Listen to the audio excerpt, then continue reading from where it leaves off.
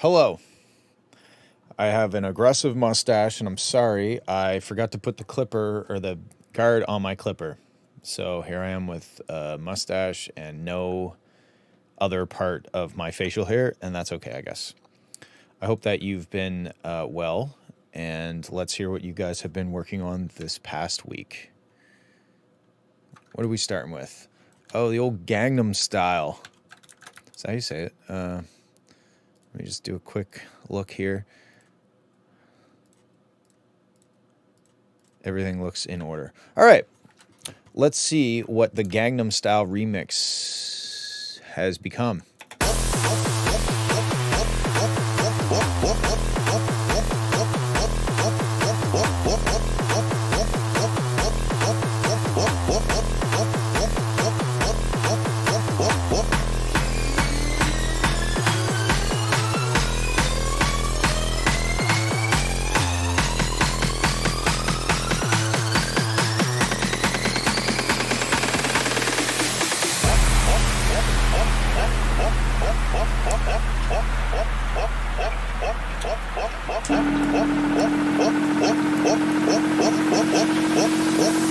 오빤 강남스타일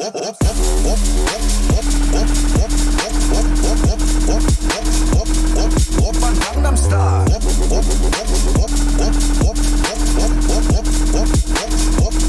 오빤 강남스타일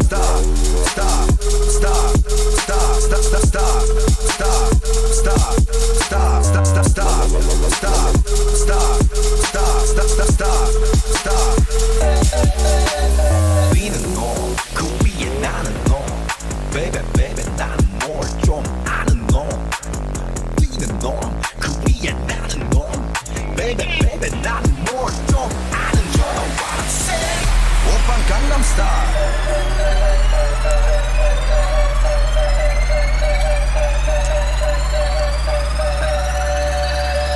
Sexy lady 오빤 강남스타일 Sexy lady 오빤 강남스타일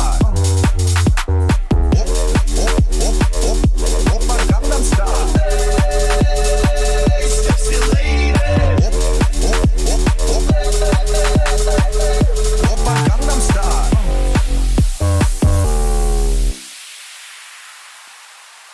Wow. I like this. I think you've done a good job. I'm going to turn my heater off because it's warm enough in here now. I think you did a good job. I don't remember what my notes were last time, but I have a few. One, the first thing I noticed is this section. I would keep some form of the Gangnam Style part going. Because there's this big long section where it's no longer, I think the thing that you're really leaning on is the Gangnam Style. Am I saying it right, or is it Gangnam Style?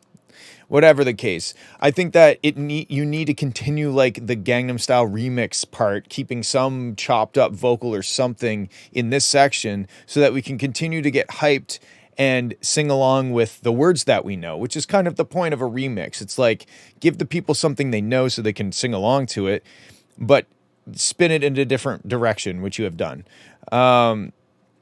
Gang, not as in gang. Interesting. I really don't know what that did not add any clarity. The next thing is there's a couple weird clicks, like right here. It almost sounds like a mouth click or something like that. And I noticed it over here too. Maybe it was like, yeah, right there. So it's kind of weird. I'd probably just go and delete those out. It's an ambience rain sound click. Well, if that's what it is, that's not, I don't think it's worth keeping. I think I would just, if you have like this big, say this was your ambience. Oops, I did the opposite of what I wanted to do. Wow, I changed the color. I would just go, like, I'd cut it and just, like, blend it together because it's not really adding any value. It's just, like, this weird click that sounds like a mistake or, like, it reminds me of, like, when you used to download MP3s off of Napster and they were really low quality and they'd have weird clicks and pops and stuff. Yeah, I think there's still room if you go to my Discord server where the link is in the that doesn't work. Rahim, you're a fucking nightmare. Yes, you can submit. Just go to my Discord and throw it in this. Wait, you can't see that. That's where they go. Okay, so those are some notes so far. The drop. I think this first drop's pretty good. When it got here,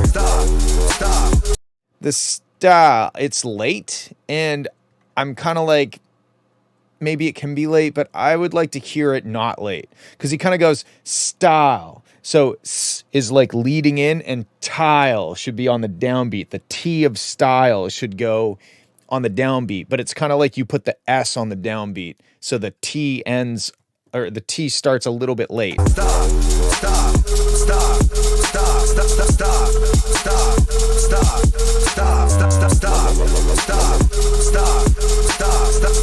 So I'd take all of those clips. You could probably just highlight them all and just shift them to the left a little bit so that style, the T of style, lands on the downbeat. I think that would be better.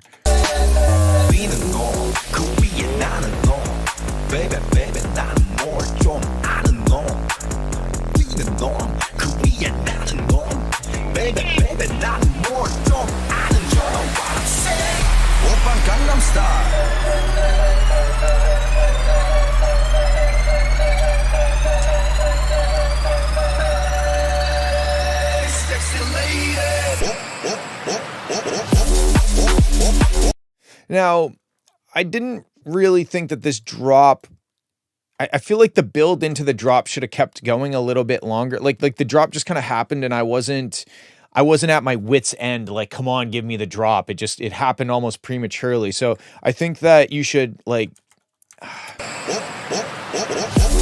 maybe, like, from here over, try to figure out a way of making this happen, like, maybe, I don't know, 4 more times, or maybe just 2 or 1 more time or something, or sorry, either this length or this length.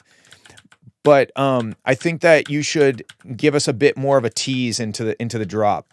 So I would do that. And then the second drop lacks power in general, Rahim says.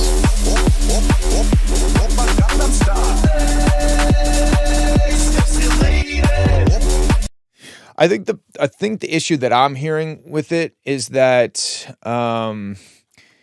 it's just, you're kind of sustaining like this UK detuned bass sound. And then there's all this kind of white noise. There's like this, it's just kind of like a big wall of sound. And it doesn't really have any rhythm to it besides the kick drum and kind of the pulsing of it. So I think if maybe you like big white noise burst that ended maybe right there, like on the third kick, and then it was more about like the tightness of the rhythm of the bass or something. It's almost like the drop isn't novel enough. There's not like there's no real defining character of the second drop. It's just kind of 4 to the floor with a bass thing that's going whoa whoa whoa constantly. So maybe try to, I mean, would it work in a DJ set? I think if you had built up to it a bit stronger and got people excited to hear the vocals on top of another drop, probably it would work better. But I think you're leaving a lot on the table here in terms of like hitting them with a cool second drop.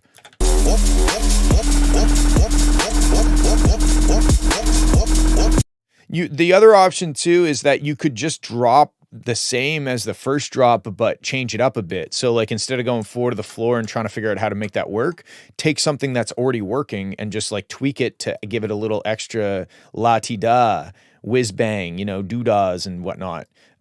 You could do it that way, because I wouldn't have been upset to hear a variation of the first drop. But if you want to go 4 to the floor, you're going to have to do something a bit more interesting, I think, in order to keep people engaged. Whether that includes, using the vocal a little bit more or in a different way, or chopping it up to really emphasize kind of the groove. It's almost like there's no real groove. It's almost too basic. It's just like it's a 4-to-the-floor kick pattern and a bass that's going whoa, whoa, whoa. So I would like try to figure out how to give that second drop a bit of love. But either way, I'd be titillating people a bit more with this build up leading into it, so that people are like, just give me the drop. Right now they're like, oh shit, there's the drop. But I think you should tease them a little bit more. Okay, that's what I think. Very cool. Let's check out Something Xyloid 2, Electric Boogaloo.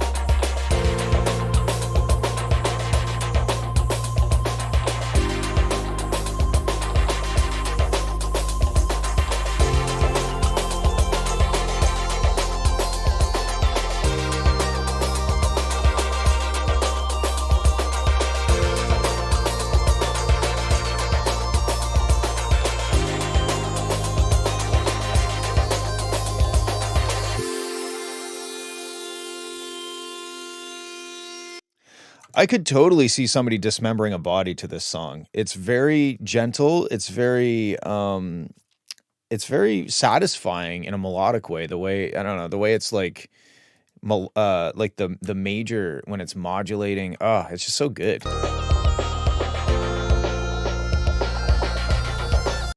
Now I do have issues with the quality of the sample, or the sample quality. The 262 kilobit per second is a weird number. I sometimes we get weird, like 192, 256, 320. These are all common MP3 numbers, but 262. I don't even know how you do that, but you did, and it's a problem. Now, in terms of feedback, I did receive the file that you sent, although I prefer if you didn't call me that.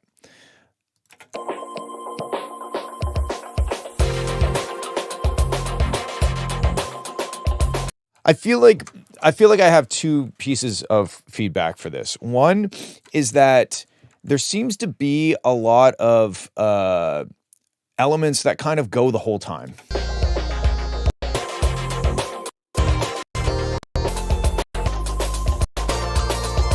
So in your project, if you notice that you you have, oh, why the fuck did I tell? Great. In their project, if you notice that you have an element that's just going the whole time, that's not necessarily a problem. Maybe it's okay. Maybe it sounds good. But I think it's always a good thing to at least try taking it out at certain parts and see what happens. Because most of the time, pulling an element out of a track is just as good as adding an element into a track. So there's like kind of this like sustained high frequency thing.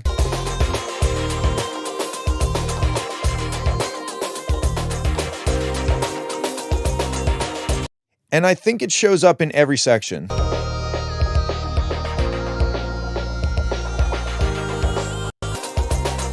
Yeah, it's in every section. That's okay. Maybe that's the way it should be, but I would at least give it a shot and take some stuff out, or take that thing out of certain places.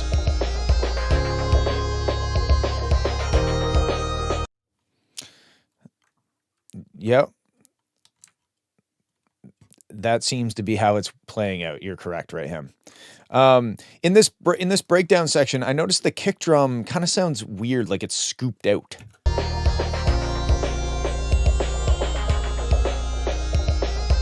I'd maybe try A, taking the kick drum out of that part altogether. B, try making it just a quarter note kick towards the end to kind of build us back up. Or 3, filter it more, because right now that the click is just sticking out through the mix like a sore thumb. Because like I say this quite often, I think, or maybe I don't, who knows. The kick and the snare kind of they have a symbiotic relationship. So if your kick has a bright, snappy transient, but your snare is filtered down, it kind of feels weird to me. It kind of feels like my left ear is clogged, but my right ear isn't, or something like that. So I think that you should maybe consider treating the kick in the same way that you treat the snare, so that they are always together in holy matrimony, or whatever the saying is. And then next time, send it in at least 269 kilobits per second. Okay, that's what I got. All right, we got a sparky one. Take Me There. Is that the name of the track? Okay, let's just listen.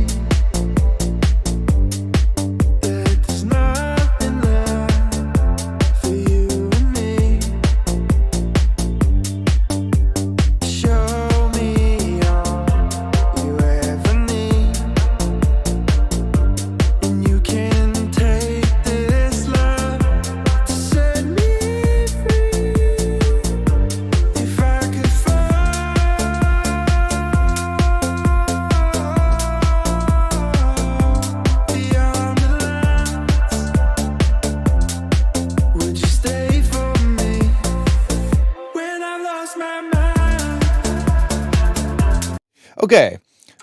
Yes, Kadia, you can submit a track, and I think after you submit it, I'll close the thread. So this is this is nice sounding. I like the vocal. I like the bass part. I like the vibe of the track, but it's kind of suffering from the same thing that the last one did. To me, the kick and the hat and the clap, they kind of they start at the start of the track and they continue throughout. And that makes the track feel a little stagnant or something. It doesn't feel like we're moving forward. It doesn't feel like any one section is more important than the other section, or that any one section is different than another section. It just kind of, especially because the bass line stays the same, everything kind of stays the same. The vocal melody kind of changes as you're going towards what I assume is going to be the chorus. But we just kind of have like, to me, it sounds like a demo. And maybe it is, but it just sounds like, here's a cool bass line, some drums, and the vocal is the best part, right? And the treatment on the vocal is really nice, the way it sits in the automated reverb and stuff. It's all great. But the track, it's just, to me,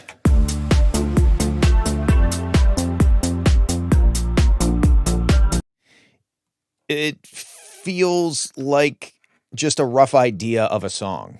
And again, maybe that is the situation. For example,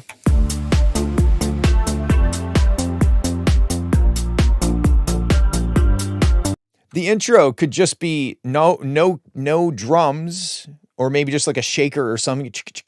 And then you're introducing the guitar and the bass groove together, and you're saying, here is this thing.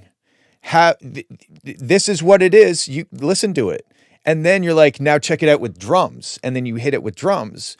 Now the drums, I feel like the vibe of this track is kind of a little bit nostalgic, like almost like 90s dance music or something.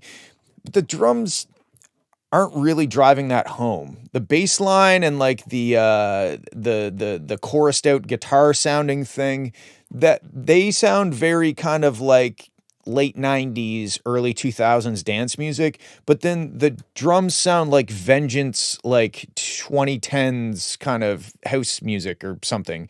And I feel like it's kind of in this uncanny valley of trying to kind of be retro, but also maybe not trying to be retro, just kind of, it's just happening to sound kind of retro. So I feel like the drums are not compelling me to feel a certain way. The vocal, the bass, and the guitar thing all sound dope, but the drums are they're just kind of like, okay, I can nod my head because it's very easy to distinguish the tempo of the song. So in that respect, they're working well. But for example, I like this little dropout before the chorus. Would you stay for me when I've lost my mind? But then when we come back, there's really not much has changed. And the dropout creates like this dramatic moment where you're like, ooh, I wonder what's going to happen. And then you're like, boom, it's the same shit, but a slightly different shaker. Take that. You know, like it's not a big enough of a change to make me feel like something has happened.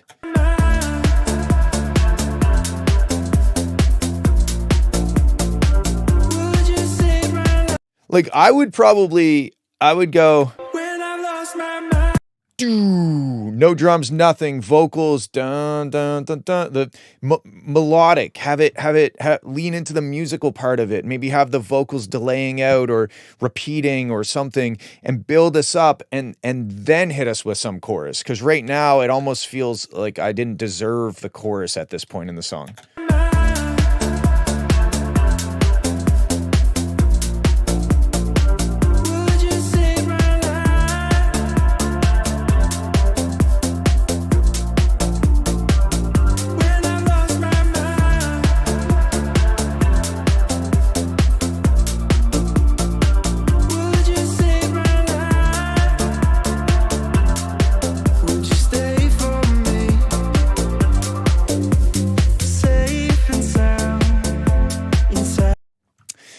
Yeah, I think that's maybe a good thing to try, and that would take them in a direction. But that to me, right here, mama, and then it's like echoing out, and there's like chords happening, and it's building up, but like we don't get it right off the bat, and it's more about like the feeling of it, and less about like the tempo and the pace of it.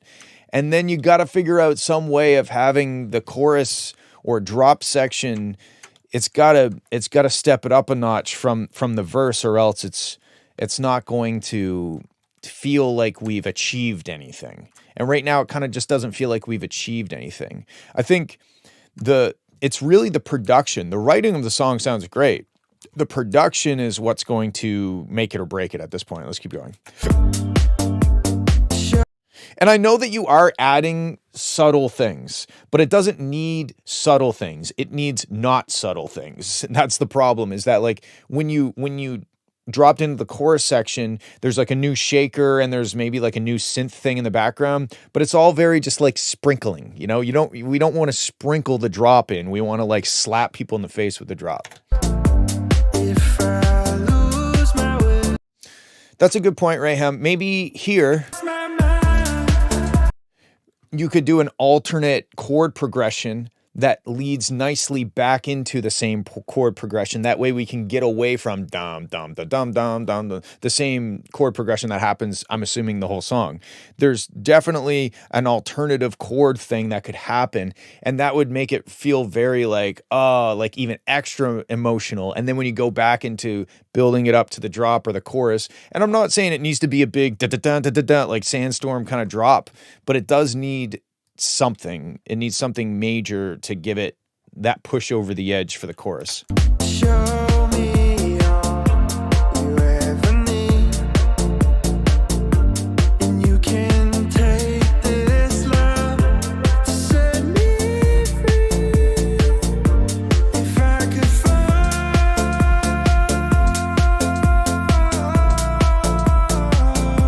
beyond the lines, would you stay for me when I've lost my mind?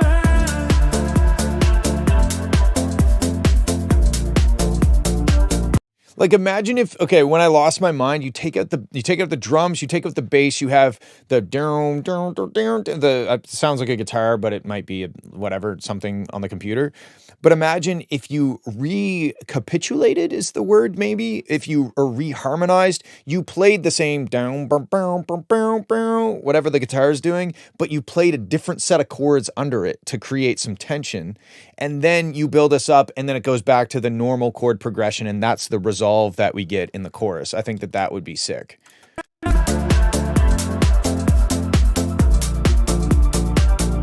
you save my life?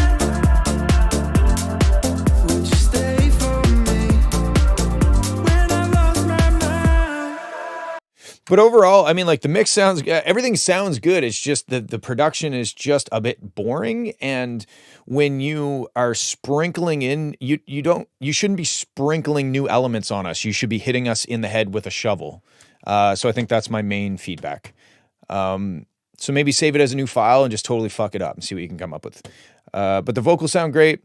I like the chord progression. I like the bass line. She's got to change up a bit.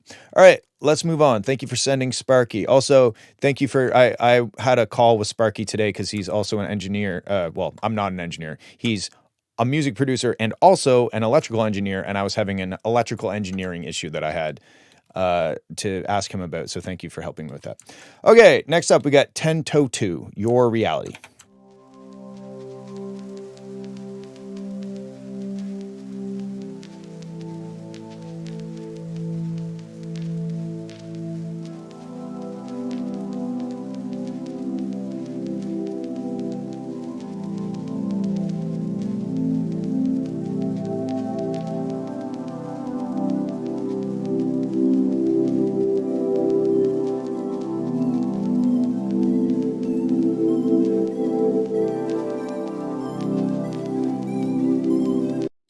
You're going to love the reference I have for this one. So right off the hop, you got to be careful with these frequency ranges and being so resonant.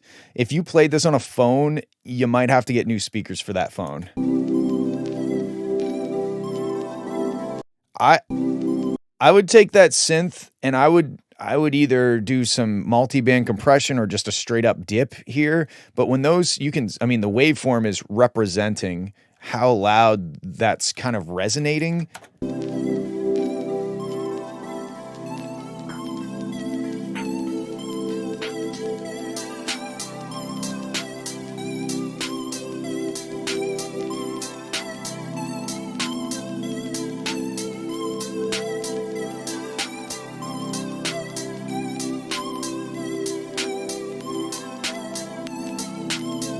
To me, doing this massive dip at 341 hertz makes it sound better.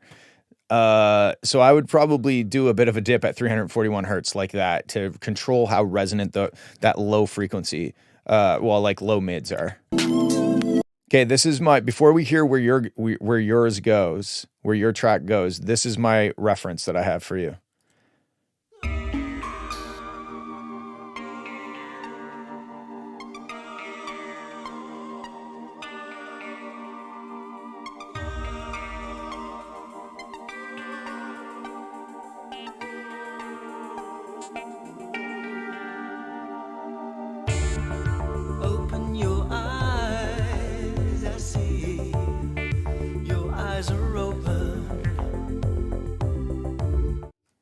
right? I think that's a great reference.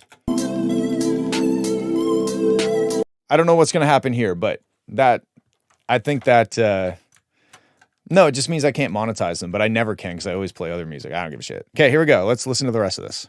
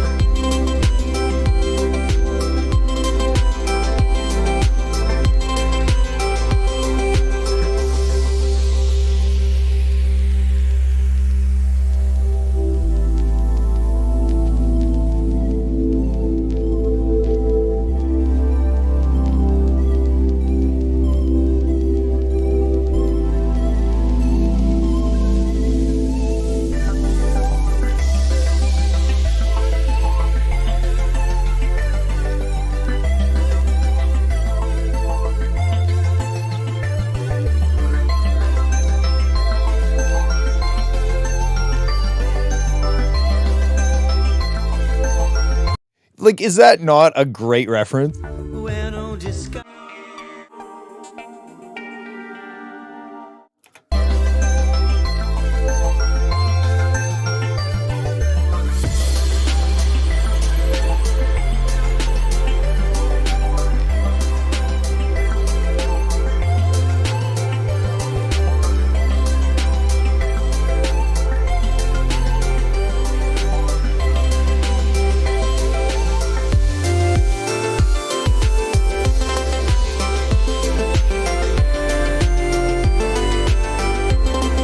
Okay, so everything up until here I was a fan of. I don't like this melody. It feels very I'm clicking in notes into the MIDI, like the piano roll.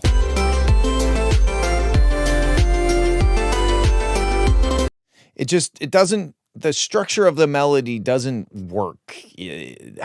I liked everything up until that. I did have some notes, on the technical stuff. And also, I think that we shouldn't wait a minute to get to this. I would cut your intro down a lot, because I think from 20 seconds to a minute, we don't really get a whole lot of additional value. We're just kind of twiddling our thumbs and waiting. So I'd cut your intro down a lot. I would pull out a lot of that 340 some hertz out of that sound. And then I was into it. I mean, it's kind of like, I guess maybe cute is the word, which could maybe sound like an insult, but I don't mean it that way. But when it gets to this melody, I'm no longer engaged. It's mostly da da da, that little run. Everything up until that was okay. Even in just or some shit like that would be better than what you have here, because it just doesn't feel natural the way that melody goes. The second part of the melody sounds very not satisfying in a melodic way. That first part is okay though. It's just what it does afterwards.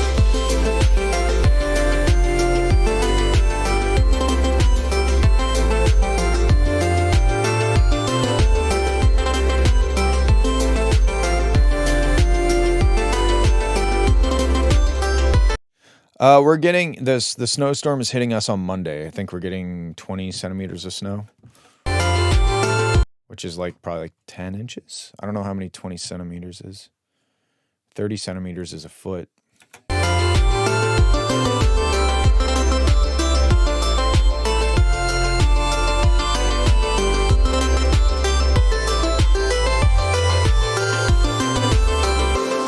Okay, here's the thing. The melody to me sounds like a bit of a randomized arpeggiator.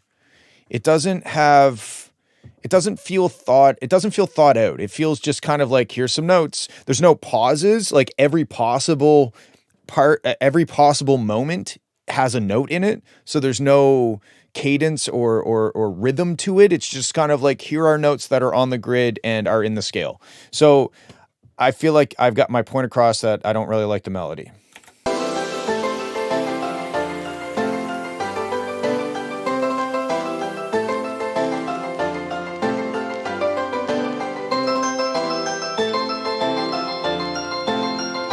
It's the dun dun dun dun dun. That's the real troublesome part. The rest of it could probably be messed with and turned into an actual good melody, but that part bothers me for like, it's making me angry.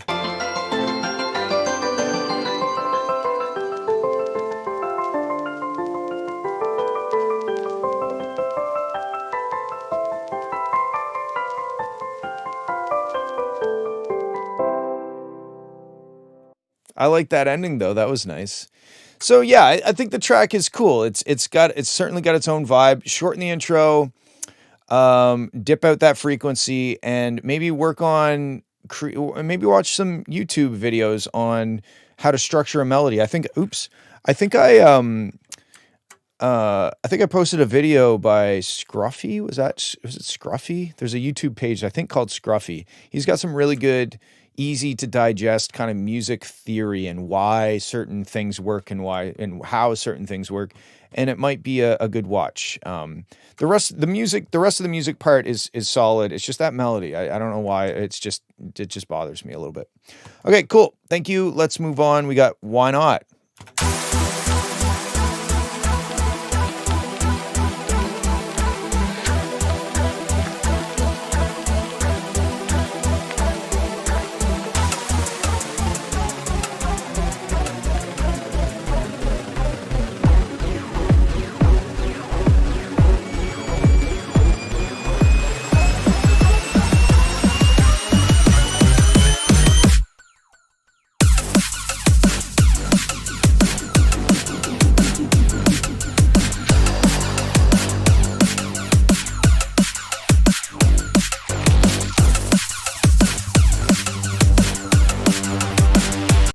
Okay, I did not expect drum and bass. And now listening back, maybe I should have.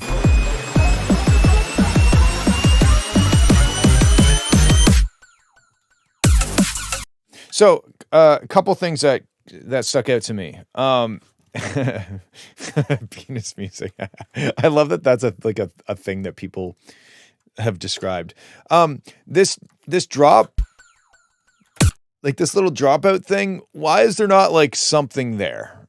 A drum fill, a one-liner, something. It's almost like you're like,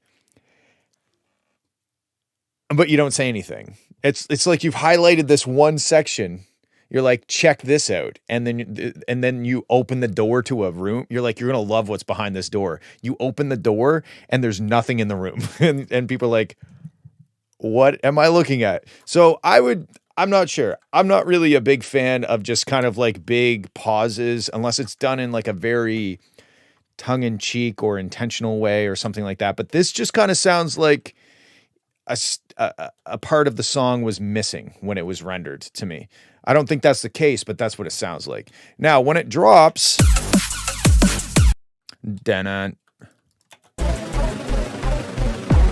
I think dun dun dun dun dun. It's in a different key. Let's see. Serum.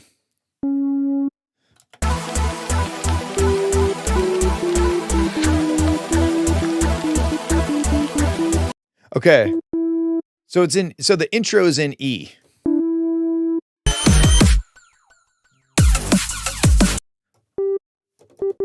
And then it goes to G in the drop. I don't think that's the move. I don't think a key change. You're building us up. You're saying, yo, yo, yo, check this out. We're in the key of E, bitch. E minor. And then you're like, G. G, G, G, G, G, and it doesn't really make sense. So I would stick to the same key. The next thing is there's no real bass. There's no real like sub. If I just solo down here to like the sub range, all I really hear is kick drum. When people submit music to me, I don't shit on their music, but I will be honest with them. Otherwise, what's the point? So regardless of if they're new at making music, I'm still going to just tell them what I think about it. And that's what I think about it. So there's no sub.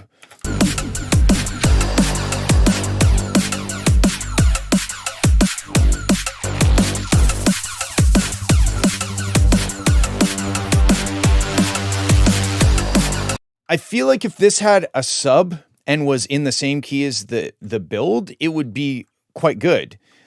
The drums hit hard. I'm not trying to backpedal because I feel like I'm being mean to this person. I don't think I'm being mean. I think I'm just giving them my honest opinion. But if you kept it in the same key, and let's ignore the key thing for now, but let me just add a sub. Let's see, so that I can demonstrate the difference that it would make. No shit, we're already in the right tempo too. Oh, maybe not. Here's 175.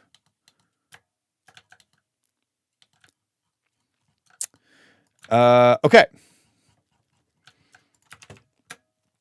And now we're one of these. Sorry.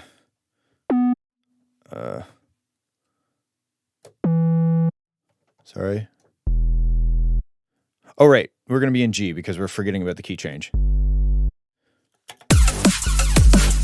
Okay, so I'm not going to make a bass line, but I'm just going to play. I'm going to play a G.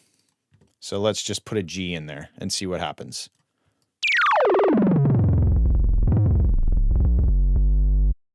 The other thing too is if you kept it in E, this bass would be deeper. Okay.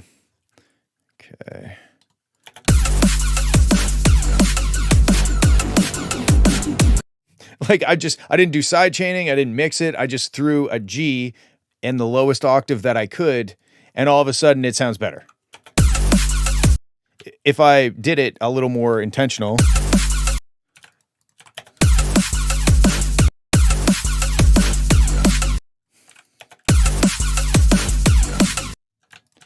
You know? It's so much better. So decide on a key, stick in the same key, and get a sub bass. Doesn't have to be complicated. This is literally a sine wave with distortion on it. And it's just going to the master bus. I'm not saying this is a great sounding sub bass, but it is doing sub bass things. Oh, there might be a pitch envelope on it too. Yeah, there is a little bit of a pitch envelope.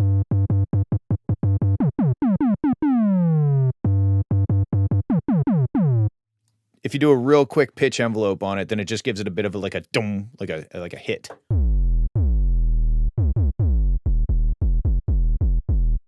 So okay, let's keep going.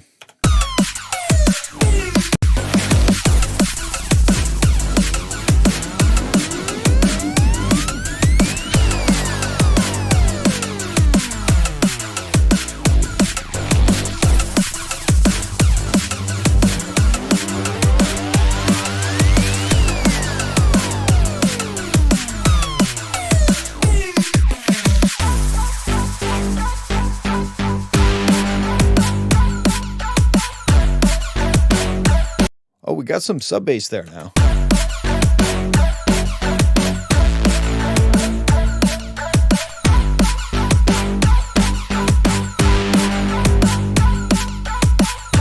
I also feel like getting some drum and bass loops to the chicka chickas, like that shit might be nice to layer in certain parts and stuff, and maybe try a different snare.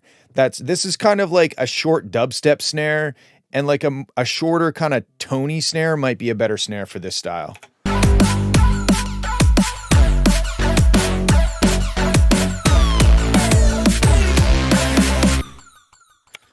Okay, so that's what I think. I think it's loud, it's powerful, but it needs a sub bass and it needs to be in the same key as the intro.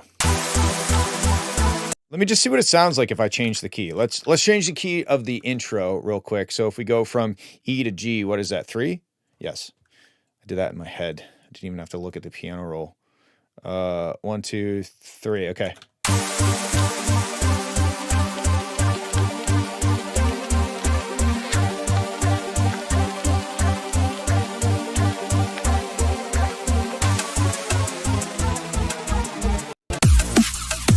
Oh, I forgot to, sorry, I have to make unique and then put this back down.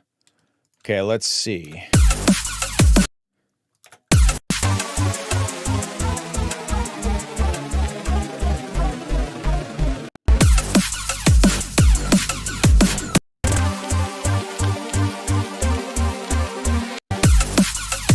Yeah, it's so much better when it's in the same key.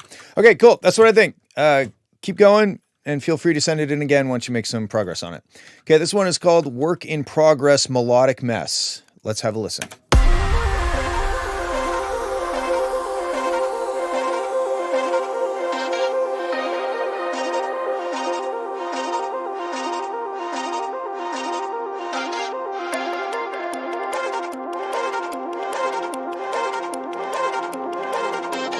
Why do I know that melody? Once you learn that, you'll never do the same again.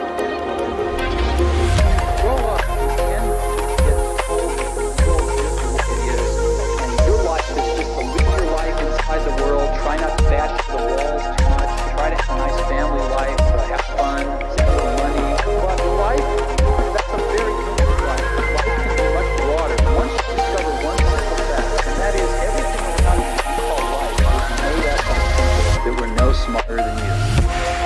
Pop out. You can shake off erroneous notions of life.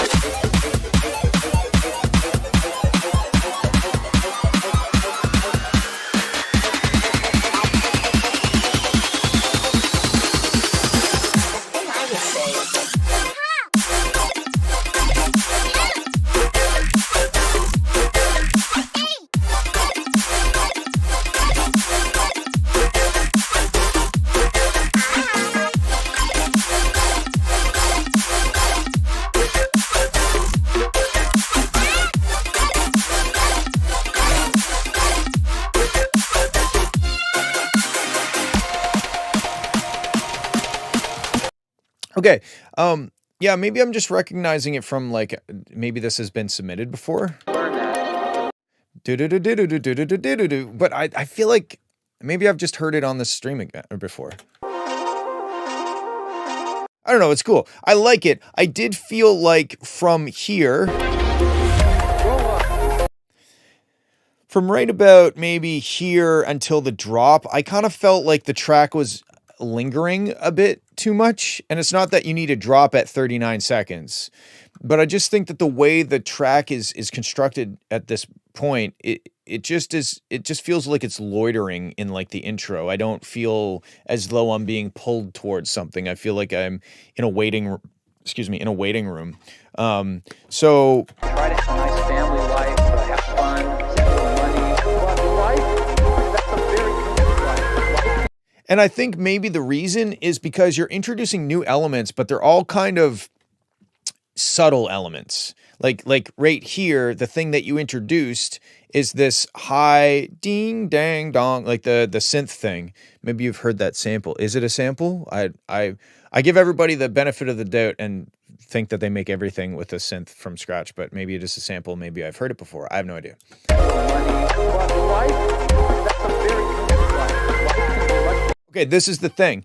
I think I've figured out why it feels like we're loitering. All of the elements that you are playing all feel like background elements. So you've got this kind of like movie dialogue thing, but it's in the background. It's hard for me to understand him, and that's not necessarily a problem, but it is what it is. It seems like it's in the background, and then you bring in this high frequency synth thing that's happening, but it's also kind of in the background. So there's no main element to kind of hold my attention. And then we get here. That were no smarter than you. And once again, we have background elements, a big swoosh and beautiful atmosphere, and all those things on their own aren't a bad thing.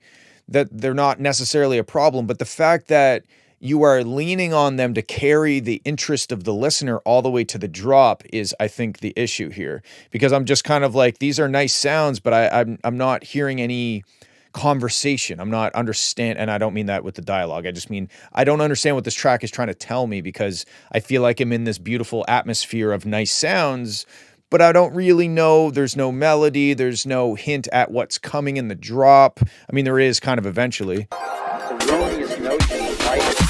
See, like right here, now we start to get that like color-based thing, Nintendo sounding thing. And that's hinting at what's going to happen in the drop. But we had to wait a full minute to get that, right? So you could either shorten these sections a little bit, or maybe try to figure out is there a melody I could play on a synth that could be a reoccurring motif throughout the song that ties everything together. There's lots of room sonically for you to introduce these main focal elements, and you're not really taking advantage of that real estate in the mix for you to play a synth lead or some sort of little hooky thing or something that gives me an idea of what the identity of the song is. And then we get to the drop. Like we get like the kind of Zelda sounding vocal thing. Is that from Zelda?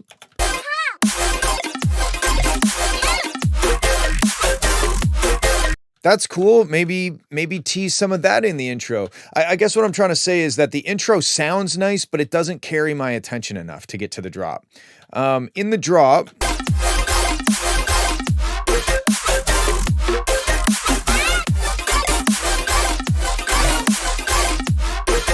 I feel like maybe you should try to take your sub bass and give it a little bit more character, because it is the only bass. All the other stuff is very bright, kind of melodic, cool, exciting sounds. But in the bottom end, we kind of just have a pure sine wave.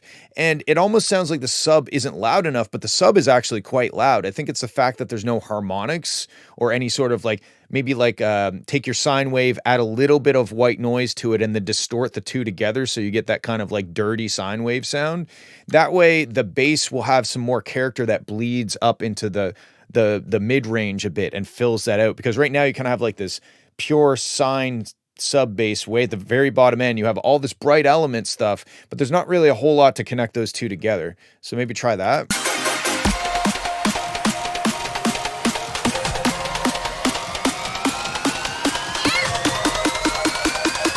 Again, here, if you had a melody, you could be playing the melody here.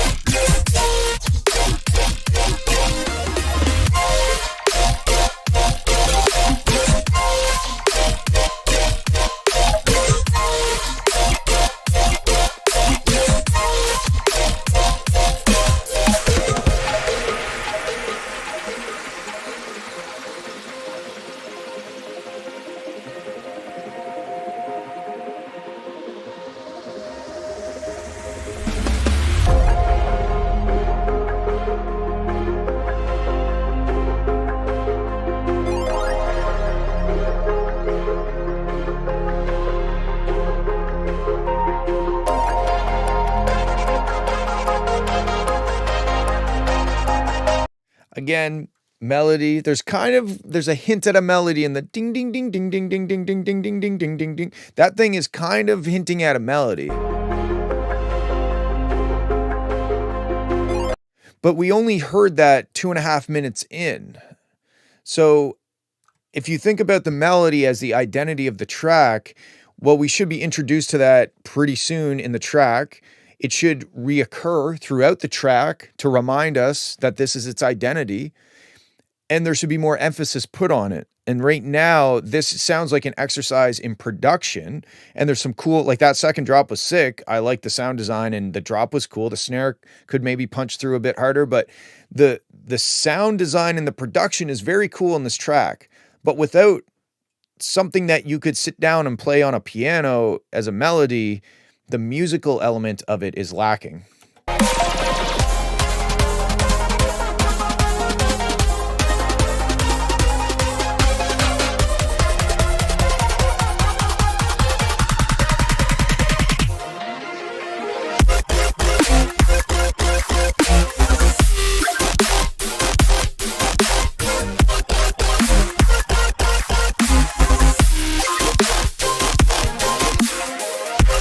Like you have, like right here, you could have the hook of the melody spliced into the drop to remind us that this is the same song. This drop relates to the melody. The melody that you heard in the intro and the melody you heard in the build up and the breakdown. It is the idea of the song. And when we go to this heavy drop, it's a different context, but it still has that melody in it, and it's still that song. That's kind of what this is missing the most.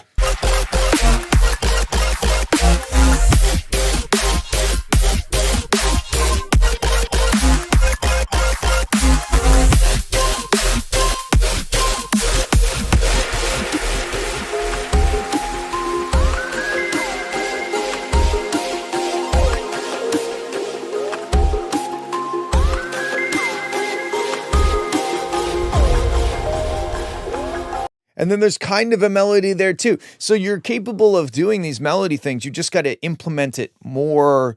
Like you have to integrate it into the song more. It's almost like casual sex. Like the sex might be amazing, but if you don't care about the person, it's not very meaningful. And that's kind of what this is. The production is amazing, but without an arcing theme and motif, it doesn't feel as meaningful because there's no emotional connection.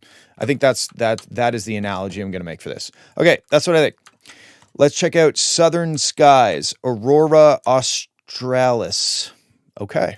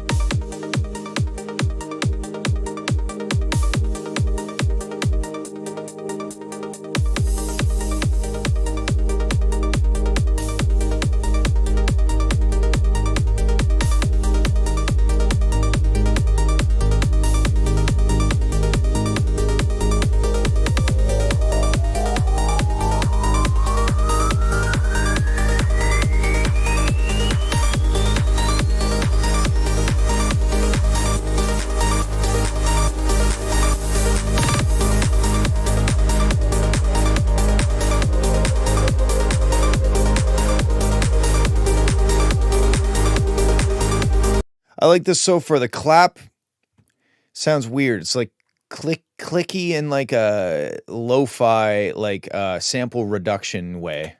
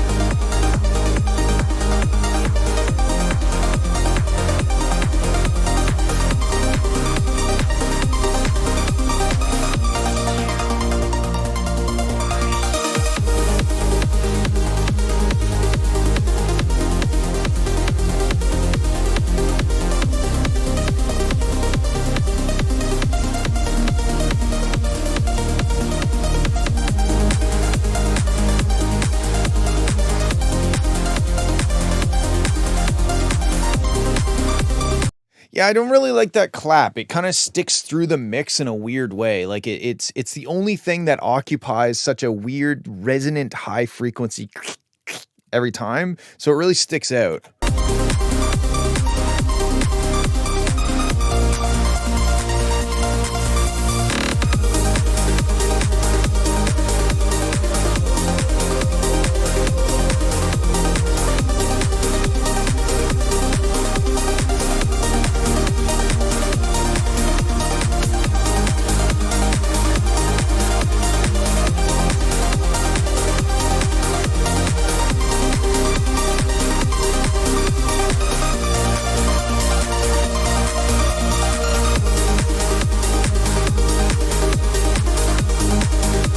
I also think you have some really cool melodies happening in that arpeggiator that's going on here.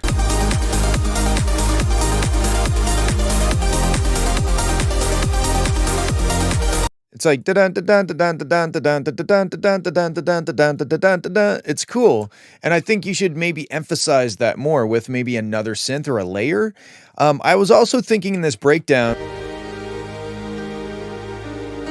the piano is nice, but it kind of sounds dated. I wonder if you could play that melody on a synth or something. And the other thing too is the melody you're playing on the piano is kind of, it's more kind of, what's the word I'm looking for? Not expressive. It's like, it just kind of sounds noodling. It sounds nice, but there's no real repetition or kind of theme to it. It's just kind of like really nice notes.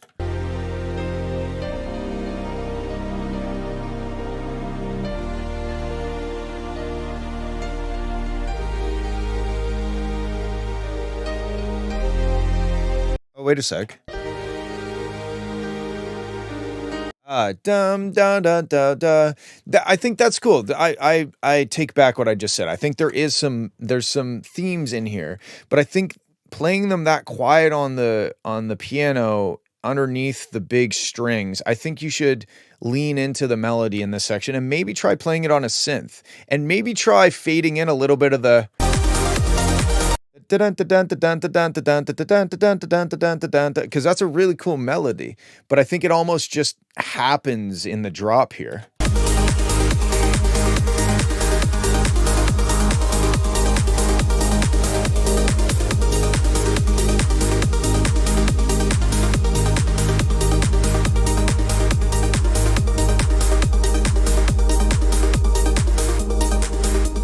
But do you hear what I mean about the clap? Like,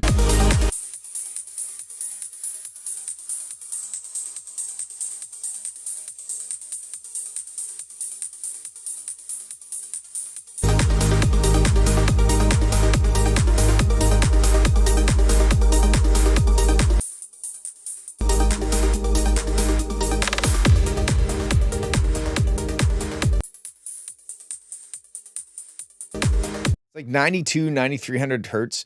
I think you should maybe just try a different clap, unless you're doing something to cause that clap to sound that way. But I think it's pretty good. You know, it is. I saw somebody say something about like it feels like we're going somewhere that we didn't really get. I mean, it's kind of like a progressive, like trance song. That's not necessarily out of the question for that style of music. But I do think you should lean into the melody more, and you've actually got some good melodies in here. I think you're just not leaning on them enough, and that's what I think. Okay, let's check out 300 miles an hour. That's fast.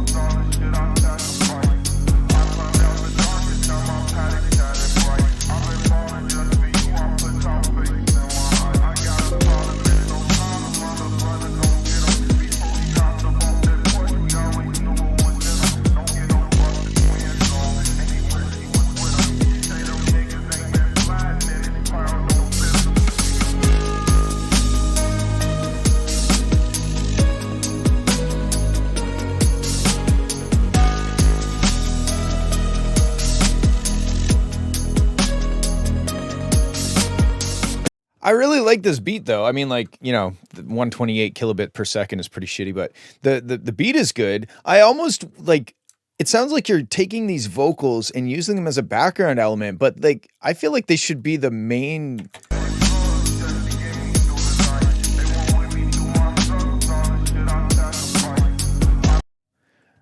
I don't know. They sound dope. I don't know if they're just like a loop pack or if it was you know, like an actual vocalist, either you or a friend or something.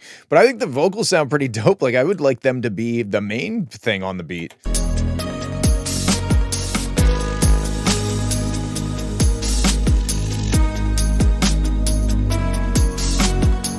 Memphis style vocals. Okay.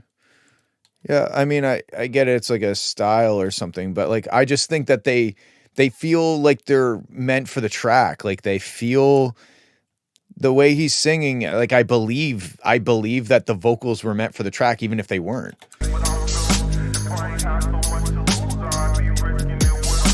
There's some clipping here,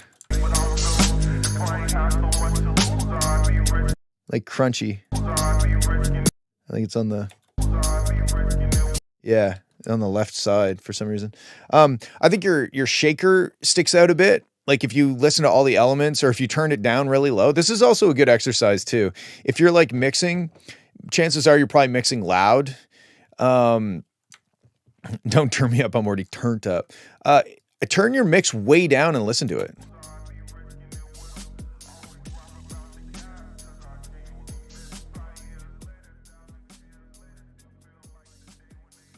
And then it gives you a different perspective of things, because now I feel like when you're mixing, especially if you're mixing with like speakers, the bass and stuff, you're physically interacting with it. Like it's shaking your body. It's gyrating your organs, you know? And that kind of changes your perception of how loud things are. So if you turn it really low, you can hear that shaker is kind of out of place.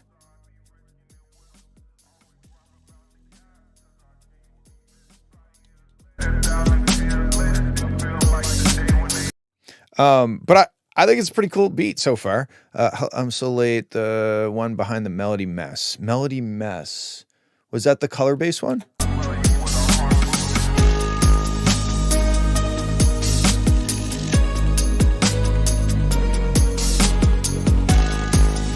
Like if I was making this track, I would probably take those vocals, push them right up front, strip the track rate back, like take out a bunch of elements and let the vocal and the beat and the bass line and maybe one other element kind of go with him, and then build it up and then hit us with this like groovy part and maybe cut up a part of the vocal and use it in like the beat as you are now.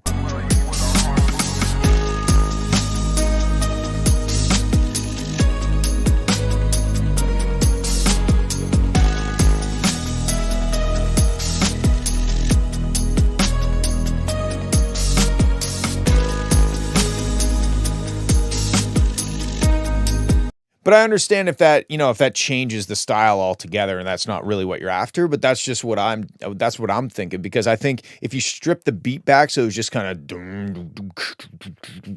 and then he was kind of doing his emotional rap thing, I think that would sound sick.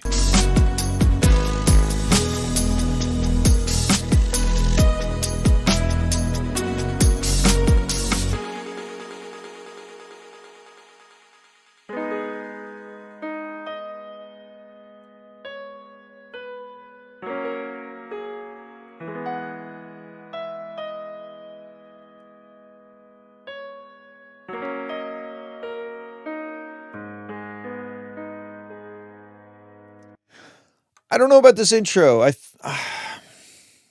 mean, it's not. I think it's an objective or it's a subjective thing for sure.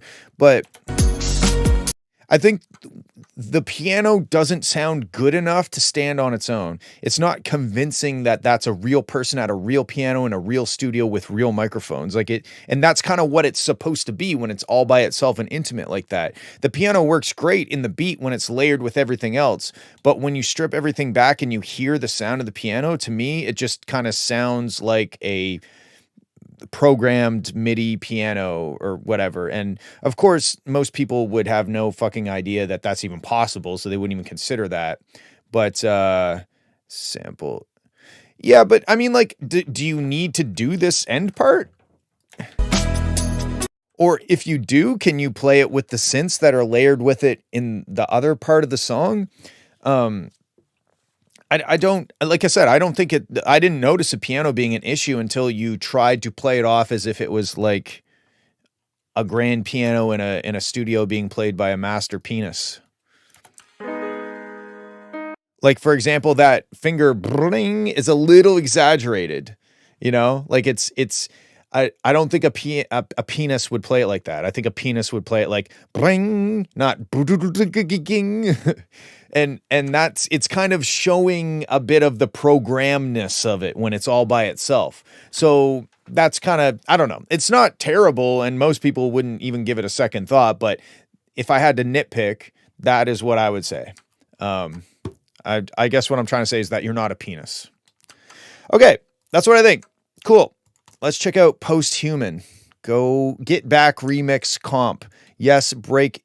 Yes, last break is nothing right now. Can't read.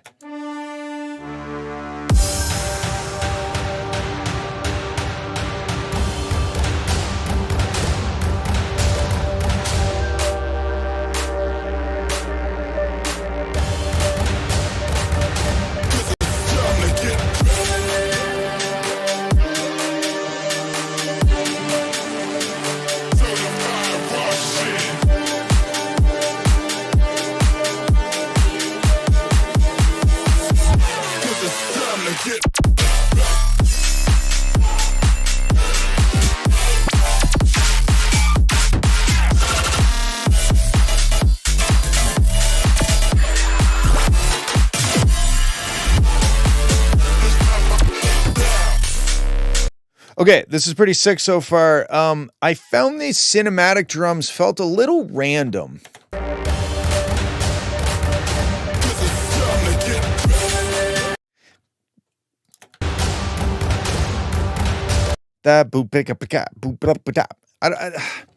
There's something about the rhythm that I'm just not, I don't know. I'm not sure that it's really necessary. Once it gets to the drop, it sounds dope, but this drum part, I'm not sure if I'm a big fan of it. My back teeth are floating, so I'm going to look at this. I even made a little thing so that I could put on the screen while I go pee. I'm going to play it. I'm going to listen to it while I go pee. There we go. No, now I got to get the sizing right. I also spelt will wrong, so I don't know if you can tell that I had to drag, copy, and paste the L, but anyway, okay, here we go. We're going to play it, and I'll be right back in like 30 seconds. Oh, for fuck's sakes.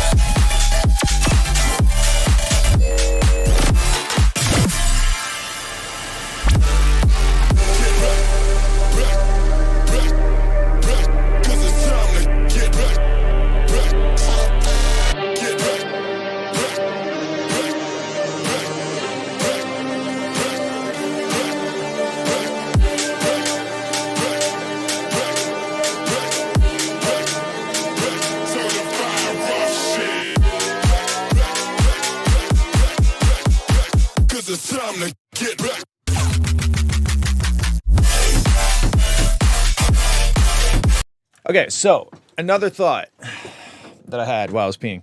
The drop.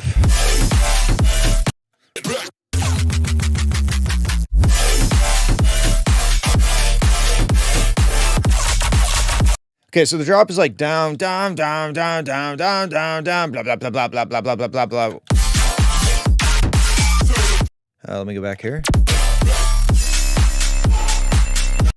Oh, it's not that on the first drop. I'm trying to discern a theme, and not necessarily a melody for this style of music, although I wouldn't be opposed, but what ties everything together? Besides, like, I really like the production on the drop, all the zips and zaps and the colory metallic zingy zangy things. They're all cool and they sound dope. But what ties it together with the rest of the song?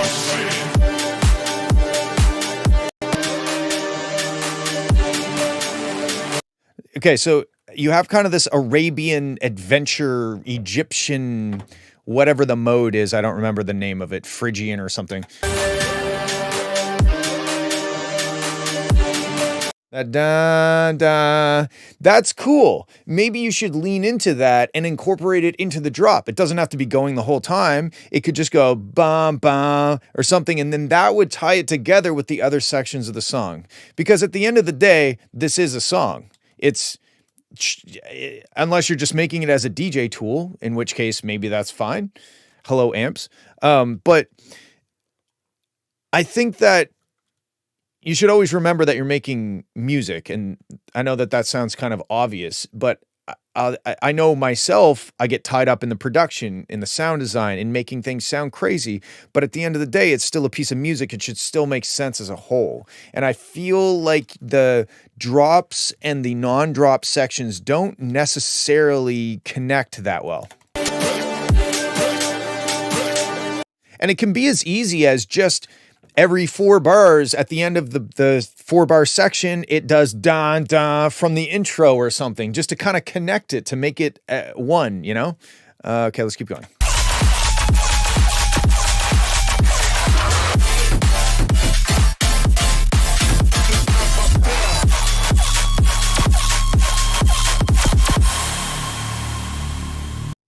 The other thing too is you have this rhythm.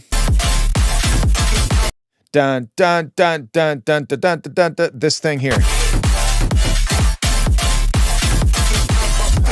That's kind of a unique rhythm thing. The cadence of it, the rhythm of it is unique, right?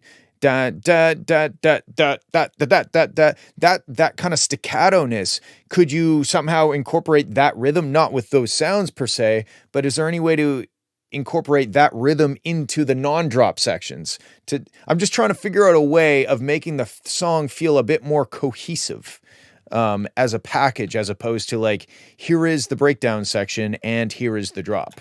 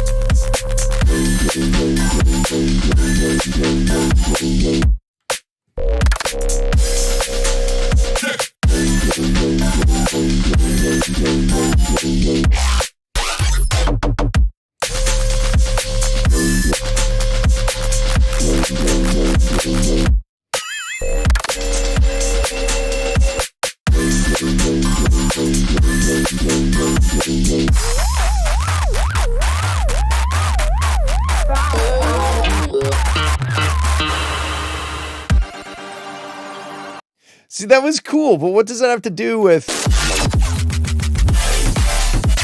Dun.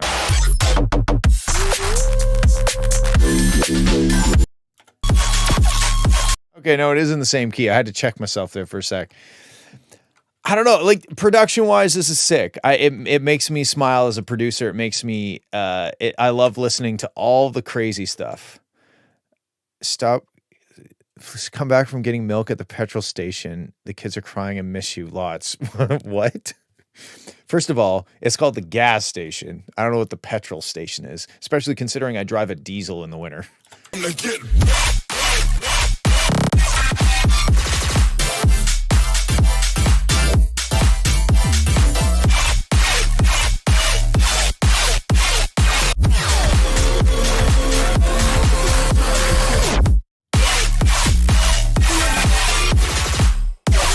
Yeah, I know. I got to do a game night. I know. I'm right on the, I'm on the end of the development of my new product. And it's like, it's taking up all of my energy and time and energy. But a game night would be nice. So I guess overall, there's lots of amazing sounding parts in this. Production wise, it's very interesting, very cool. The drops sound good, mix and master. I hope you've been well as well. I have been well as well. Well. But it's just like, I just feel like it's just a spattering of cool ideas. I don't necessarily see this as a song. There's so many cool ideas that are they just happen to be in one file and in the same key and tempo. It doesn't feel to me very cohesive. And I think I saw somebody say there's a whole EP of ideas.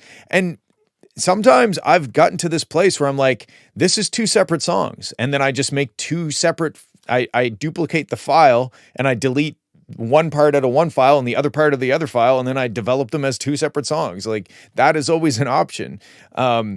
If you wanted to keep this all the same, you're going to have to figure out some way of making it feel more connected. All the parts feel more connected, whether that's having some single theme or motif or something that's repeated throughout the sections. And maybe also structure wise, it's a bit ADHD. Maybe try to plan out, like, I want there to be 3 drops and, there's going to be a small breakdown between the first and second, and then a bigger breakdown between the second and third. I don't know. I think any producer that listened to this would be like, damn, this sounds fucking dope. And it does. But any layman or somebody who just likes to listen to music, they may find themselves thinking it sounds cool, but I don't know if they would go back to it, because I don't know if they would connect to it on a deeper level without understanding the thing as a whole. I don't know if any of this makes sense. I just say the words that are buffered. I think I buffer maybe 3 words ahead. So whatever word I'm saying, I'm only thinking 3 words ahead, and here I am.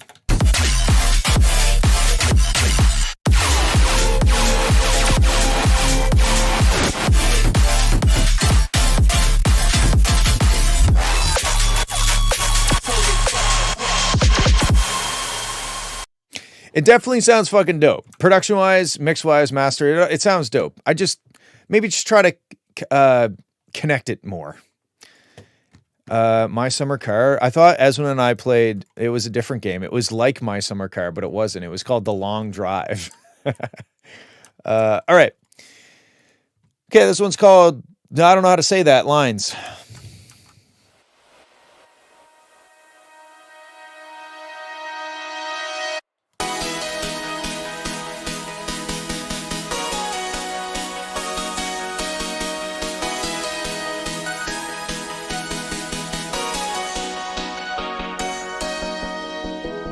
Living life between the lines, with you standing by my side. All of Europe in my mind,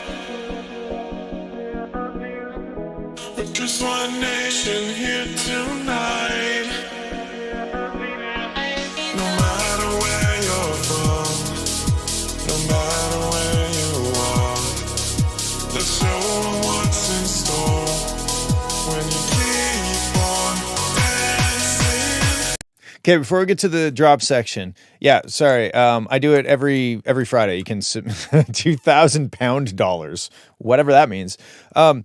Yeah, you can hop in the server, and next Friday we'll have a listen. So I really like the vocals. I think that they could be de-essed a bit. There's a few S's and T's that cut through a bit sharp. Like, you can just kind of see it visually here, how much bigger that the S is. So I wouldn't go overboard on the de-essing. I also would try de-essing before the vocoder and after and see which sounds better. But definitely don't de-ess it after the reverb and stuff. Do it before that. Okay, then when it gets here, I don't mind that hi-hat pattern, but I think you should automate the volume. Start it off a little bit lower, because it's a bit overbearing when it comes in. It's all because we're so used to like the darkness of, and then all of a sudden we get, it's a bit abrupt. So even just maybe 3 or 4 decibels, it doesn't even have to be noticeable to the listener.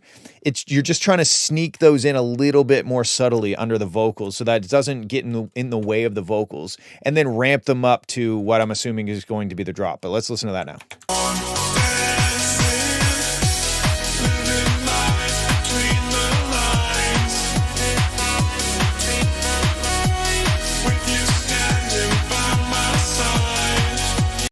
Those hi-hats are just too loud in general. So maybe you won't even have to ramp them in if you just pull them down, because they're kind of the loudest part of the song.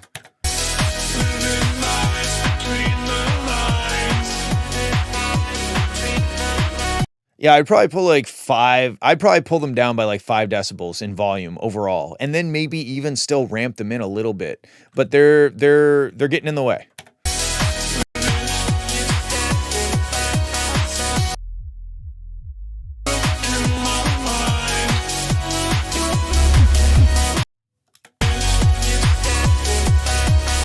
And it's also a bit sub-bass light. Like you can actually kind of see here,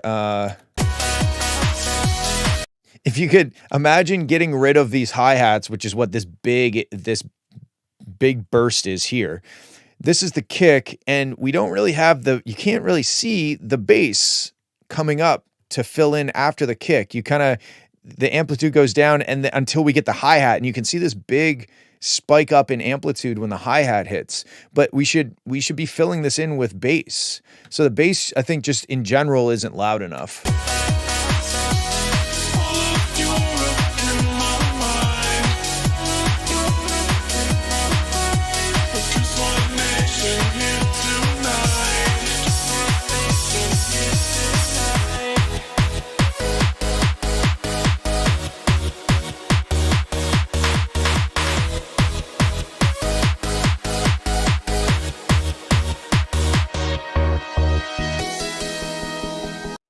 It's cool though. I like it. It reminds me of being at the movie theater and feeling awkward as a teenager.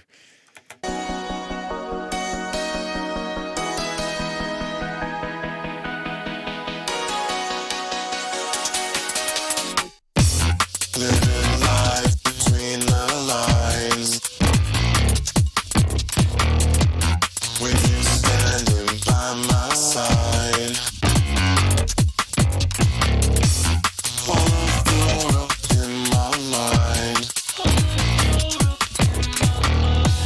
because one nation here tonight. That was cool. I think the vocal, I don't mind you doing it sounds like isotope vocal synth or maybe bit speak, one of those two. Living life between the lines. But it kind of fucks up some of the notes. So like Living life between the right B, like the between, right before B. Here, it's like a semitone sharp, like this right here. Or sorry, maybe this. Yeah. Be, be, be. between the It's fucking up some of the notes. In general, I like the sound of that section, but every once in a while we'll get a note that's very clearly off by 1 or something. between the lines. With you, It's almost like when you're playing the MIDI to control whatever the vocal is going through, before the person starts singing, we're still hearing the synth come through or something. There's something weird with the vocal thing. with That like Donald Duck sounding.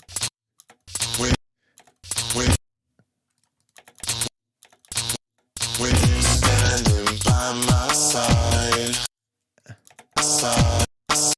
What note is that? Sounds like a train horn. Side. So anyway, I would go through and clean those things up. Even if it's an artifact of what you had to do to get the rest of the vocal thing sounding correctly, you could just go and automate, like you could either mute it or turn the volume down during those moments, but just solo your vocal thing and listen to just the vocal thing and basically clean it up. Like get rid of all these weird little wrong notes that are cutting in now and then. But besides that, it sounds dope. I was taken aback, but not in a bad way. I was just kind of like, oh shit, we got some bass happening.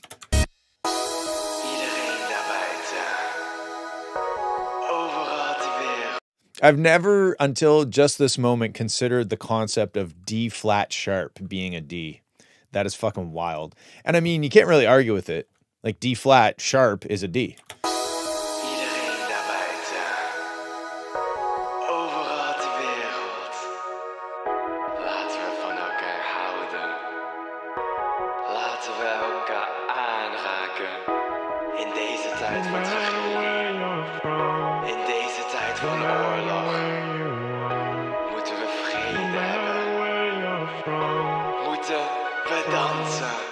No matter where you're from, no matter where you are, the show what's in store when you keep on dancing.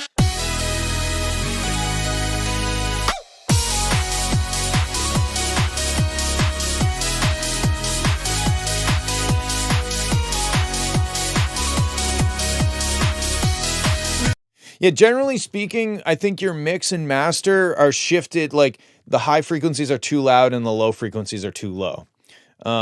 So bringing those hats down may solve the high frequency thing. It might not be anything except those hi-hats and the other kind of, I think there might be other elements to that loop or whatever. It might be more than just a single open hi-hat, might be like a shaker or some ride or something. But I would turn those down and I would get more like the sub going. If I go like this. Oh my God. I added 7.5 decibels to the sub range and it feels better to me.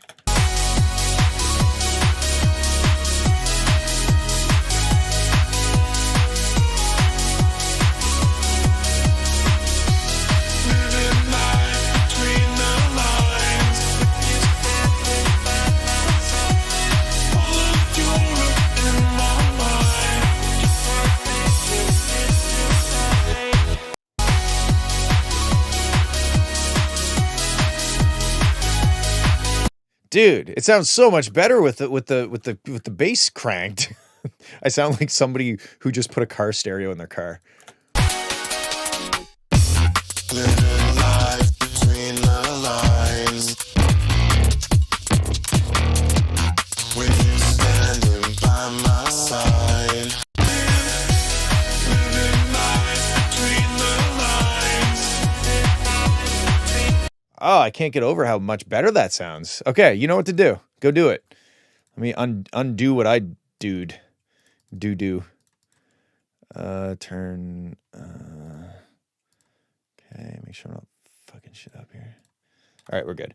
All right, that's what I think. I think it's a cool track. I'm assuming that it's your voice, and that gets a big fucking genuine gold star from me.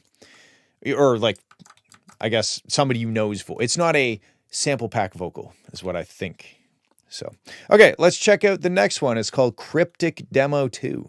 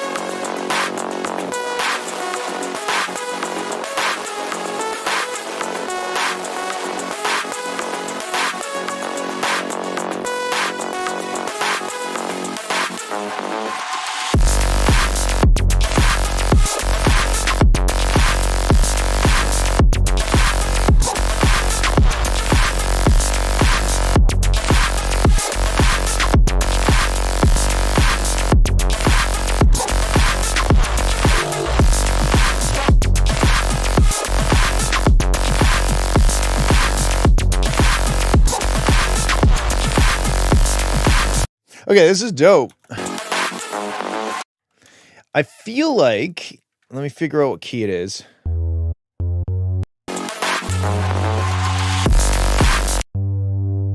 So it kind of feels like you're, and this could be it might not be the notes you're playing, but it might have something to do with the way that you've created the synth, but it sounds like the song is in F sharp.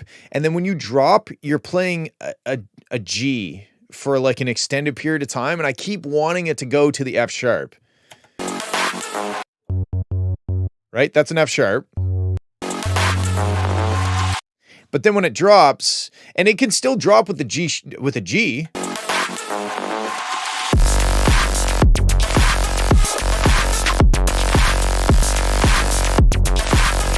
I don't know. Now that I'm listening to it, I no longer feel this way. This is so weird. I think I just disagreed with myself.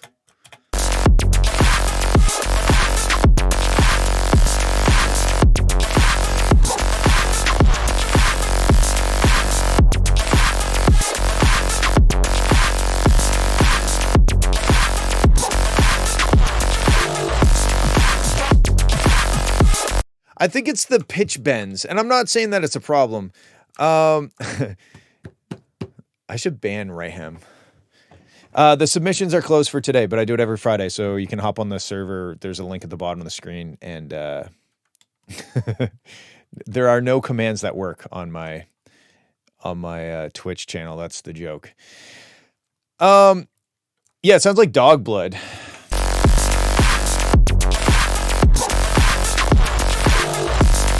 After reconsidering, I don't think there's any issue.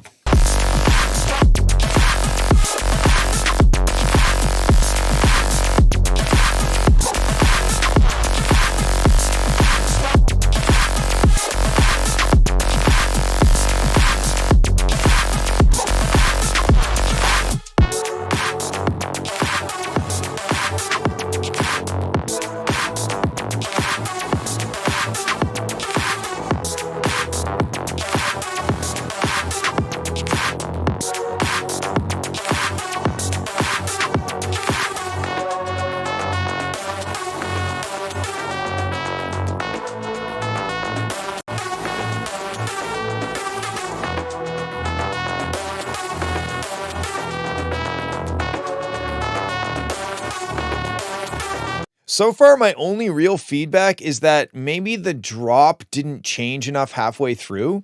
It sounds dope, but I think like you could probably do like a or like a stutter kind of thing at some point, and maybe introduce like a dirty, like distorted drum machine ride or something to make that just take that second half of the drop up a level, because it kind of feels like a copy paste of the first half of the drop. It doesn't need much because it sounds dope, but it needs something to kind of like step us up as if we're moving towards something, right? I think.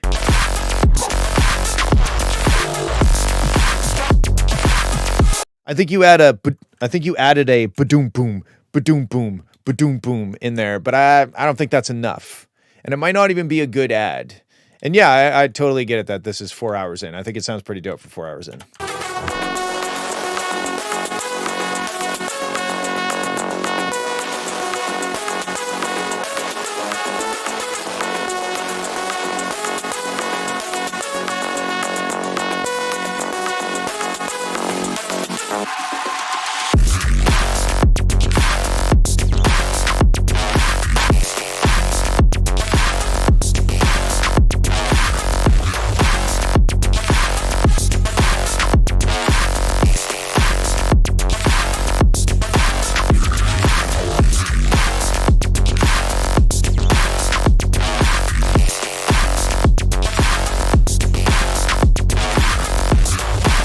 Yeah, it's sick, dude. All it needs is variation.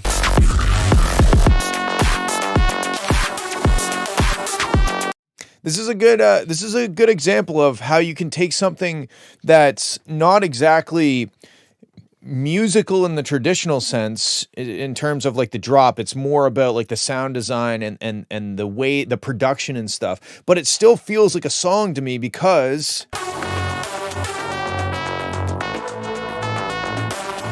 there's melody, there's a chord progression, and it's kind of, it's not what's in the drop, but the cadence and the structure of the rhythm of the melodies fit the same thing that's in the drop. So it feels cohesive like a song, even though it's more about just like pure hatred coming out of a synth.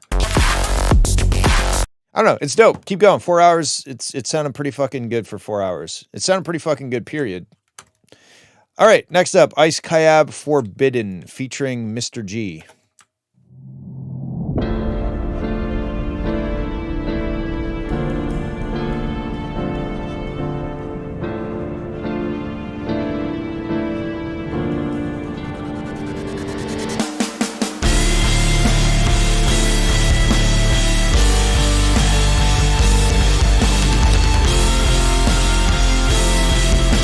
Okay, I like the idea of this, but the bass is so loud that the drums can't.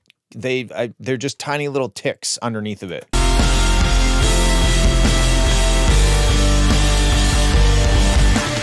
Here it comes, black out the sun. Yeah, I know, and I've tried, but I know these demons from out to inside. But I think they know that I never will hide, 'cause I know these games and every line. I don't wanna know what it's like anymore, 'cause every Okay, so let's talk about the vocals real quick. They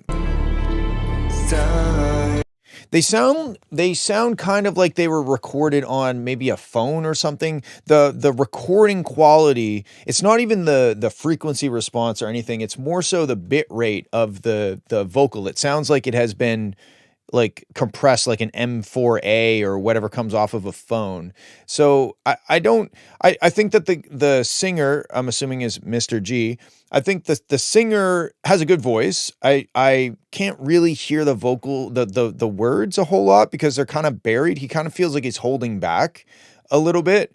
And then so recording it on like a proper, just a mic that's, like an NT1A or something that's like a $150 mic is, or if you're an American, it would probably be a $100 mic. Anyway, getting it recorded properly is going to go a long way. And then also in between, another little giveaway that it's not like a professional recording of a professional singer is that in between the lines, I can kind of hear him. I can hear his mouth.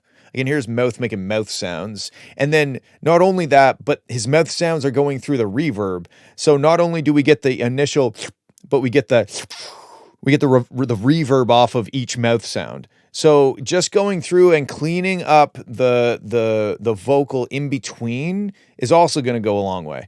I think his performance, it felt to me like he was like almost trying to sing without the person in the next room knowing about it. So maybe getting him comfortable in a place where he can record without worrying. And I'm making an assumption here, but that's what it sounds like. Now, when it gets to the drop section,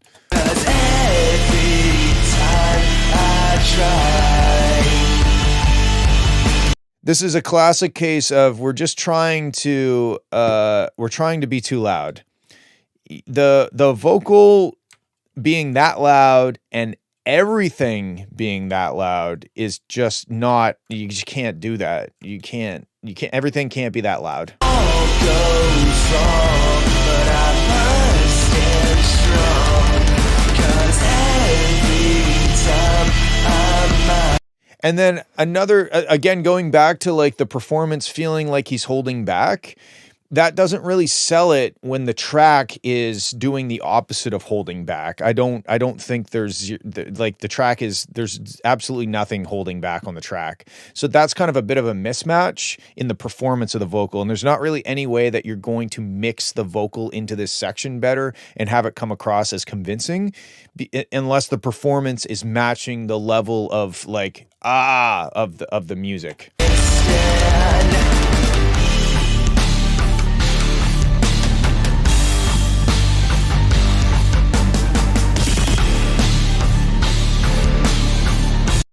But yeah, I think the with regards to the production, things are just trying to be too loud. They can't be that. They can't all be that loud. Here I walk,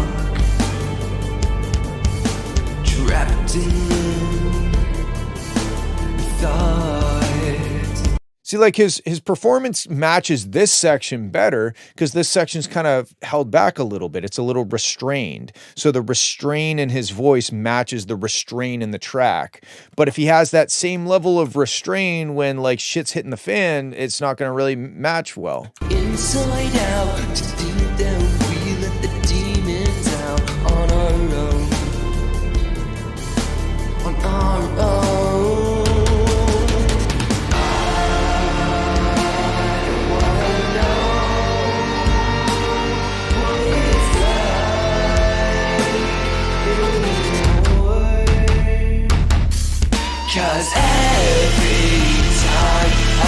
And then I'm assuming this is going to be the same as this other part.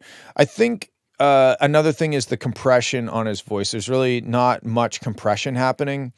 And I've said this many times, when you have dynamic range that's this big, it's hard to place that in the mix. And that's the whole point of compression, is to reduce the quiet, reduce the loud and increase the quiet to a point where it's much easier to place in the mix, where each individual word is predictably going to land in the mix in the correct amplitude. So I don't really, based on the sound of the vocal, I don't really think that you're going to fix it with production. Like, you might be able to make it sound better. You might be able to compress it. You might be able to clean up all the little mouth sounds in between the words and stuff like that. You might be able to melodyne some of the pitch issues here and there. But I think in terms of like writing the song and demoing it out, it's good for that. But I think you probably would have to get the singer in an actual situation with like a proper mic and maybe a more comfortable situation. Again, I'm making an assumption, but it sounds to me like he was kind of holding back. And then again, you just can't be this loud. Like it doesn't really work, especially with vocals.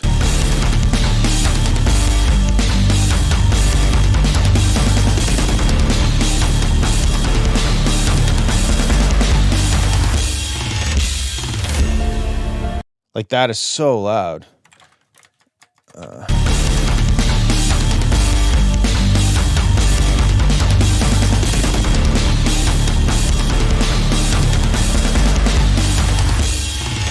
It's like -2 RMS.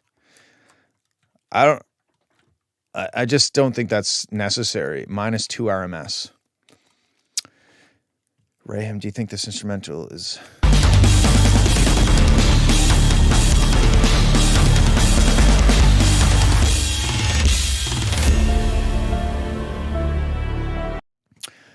I like the instrumental. I mean, I like it. Maybe it's MIDI, maybe it's not. It's kind of hard. It's almost like hiding whether it's MIDI a little bit based on how loud it is, because everything is just getting crunched together. But anyway, that's what I think. Okay, let's move on. We're at I deck. Drums are definitely... Oh, yeah. Yeah, definitely. Okay, this one's called I Don't Even Know.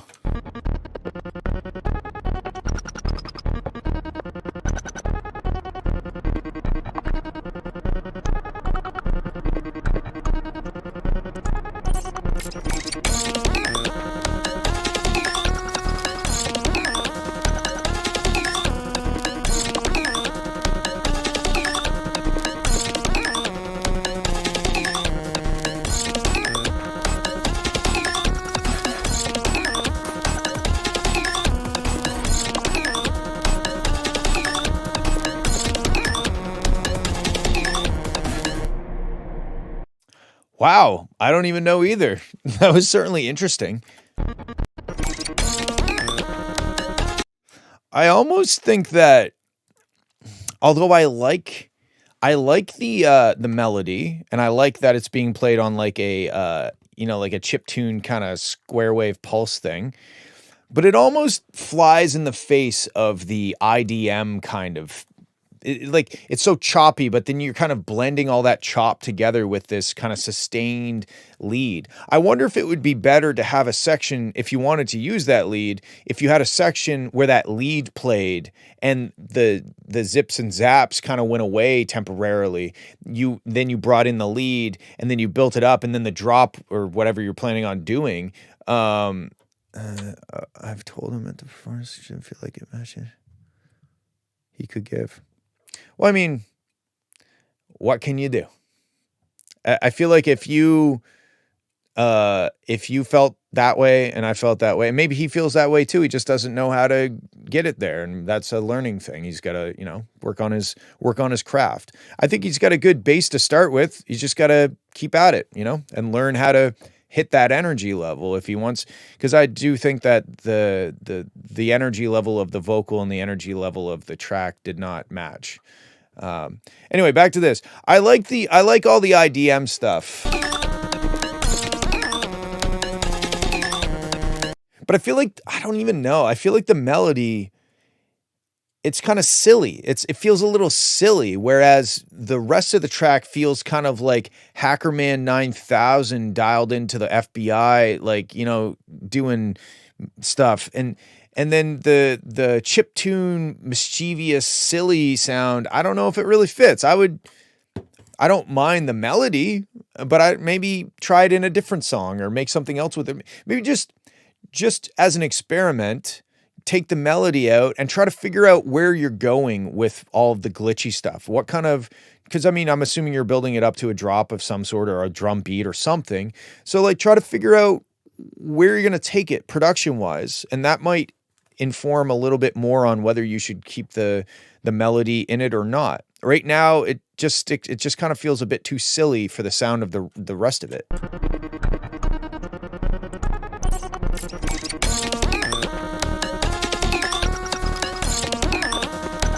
Or maybe change the way it sounds, or maybe don't sustain it the whole time. Da, na, na, na, na, da, da, or something. Like cut it up a bit. I think just having it sustained over the whole thing, it just reduces the cool factor of the glitch stuff. And then you got to figure out what you're doing with it. So make a beat. Okay, cool. That was easy, quick, and fast. All right, this one's Eswin. I have no idea how to say this. Fart Vapor. Here we go.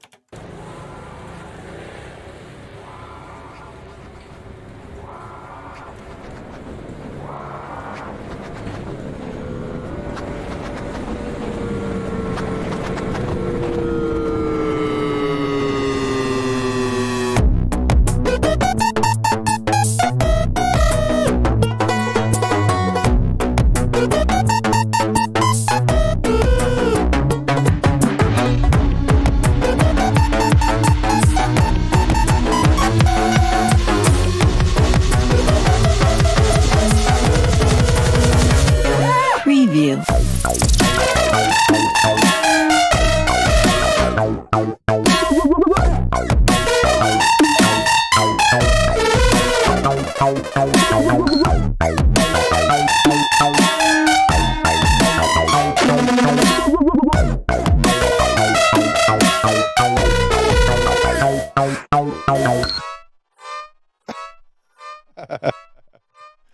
Dude, I feel like this should, if I ever had a Fowler stream theme song, it would be this. I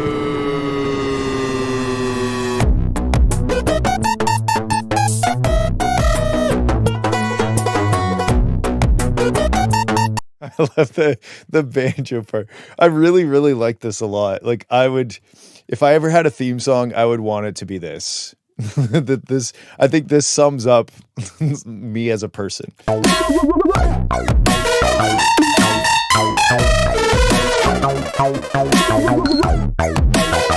Did Jetpack play the banjo? No way.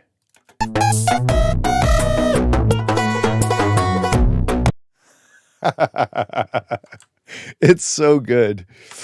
This is excellent. Why, I guess is my question. Oh, he sent the sample.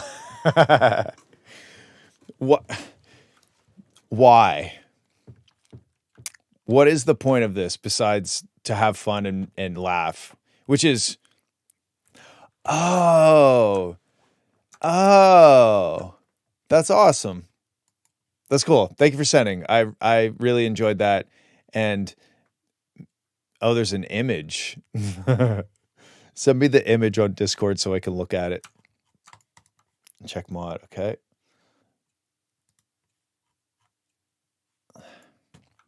There's nothing there yet. Okay. Thank you, Eswin. That was a beautiful song, and I laughed. Okay, this one's called Aiden Dodge, and I've got my eye on the mod chat, so when the image shows up... Oh, here we go. Yeah.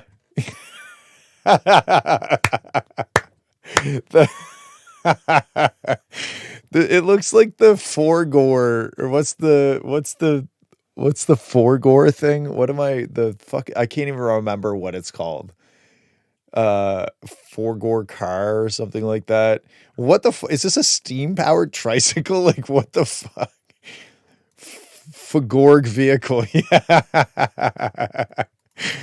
Oh my God. That is such a, okay, hold on. I want to listen. I just want to listen to part of it while looking at that image, because I think that is part, I think that's the full experience.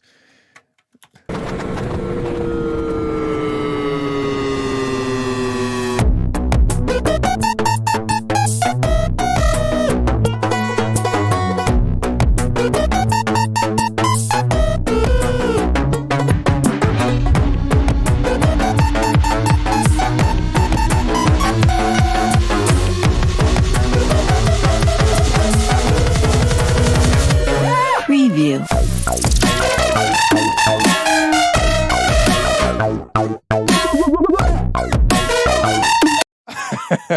The only thing that would make it better if it was doing transitions, but it was just transitioning to the same image. So it was doing like flips and like star wipes and stuff, but it was always the same image. That would make it even better. I was on Alibaba the other day looking for a manufacturer, and they had like 5 images of the product. And yeah, the 3D cube. Yeah. They had 5. And this was not a joke, by the way. This is a real factory. They had like 5 images of their product. And then they had a video. And I was like, ooh, a video. I could maybe see them like rotating it. And I clicked it. And it was just those 5 images being played with the weird transitions and the crazy like zip zap, like fancy kind of transitions, just going through the images that I'd already looked at. And I thought, this is fucking hilarious. Oh God, that was good. All right, let's check out Aiden Dodge, Simple Problems. That's me. I've achieved quite the feat and I push hard like an athlete. These simple problems got me spinning round and round, round, round, round, round, round. Hey, let's go. My life has never been no fairy tale nonsense. So much trauma left my childhood a hot mess. I've always been to go by my own process. I'm not relying on luck to skyrocket, but motherfuckers wanna claim that they made me. Fourth of the media be claiming that they hate me. Taking shots thinking I'll come through, but I got too many ops to give a fuck about you. Cause big accounts trying to murder my ego, but I stay at the top of my league though. Prior family's still trying to shut me down. Well, they ain't got a fucking clue what they're mad about. 6 years non-stop at the grind now. 5 more till a Grammy trophy's mine now.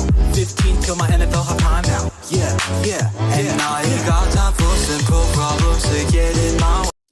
Okay, well, I know, Aiden, I know that I prefer when you sing to when you rap.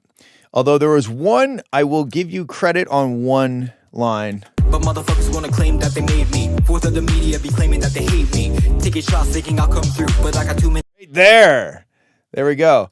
This was the biggest progress that you've made in your rap career so far, in my opinion. Shots thinking I'll come through, but I. Ba, ba, ba, ba, ba, ba. You got off of the 8th, 16th notes and 8th notes. You went into the pocket slightly. That is the biggest improvement that I've heard in your rapping. Otherwise, it's very da da da da da da da da da da da da da da da da. But right here, hate me. Taking shots thinking I'll come through, but I. Da da da da da da da da. It's spicy. It's cool. You should mix it up more, because that's part of the thing. That's part of the reason I don't really like when you rap, is that it's just very rigid, maybe is the word that I'm looking for. But anyway, So I think you're de-essing your vocal a little too much. And then when it gets to this section, Time now. Yeah. And I ain't got time for simple problems to get in. I probably drop like the beat out. I mean, we get the beat right from the top, and it just keeps trucking. So if it's going into what I'm assuming is either the chorus or the pre-chorus, drop the beat out and drop some of the other stuff out. And just to give us a bit of a variation, because like the vocal changed, but the track just kind of keeps going. Also that my voice is immature. I don't know if immature is the right word per se. I just think that singing suits you and your voice and you as a person more than rapping, because I hate to discourage people. It's very difficult for me to sit here and try to discourage you from rapping if that's what you want to do.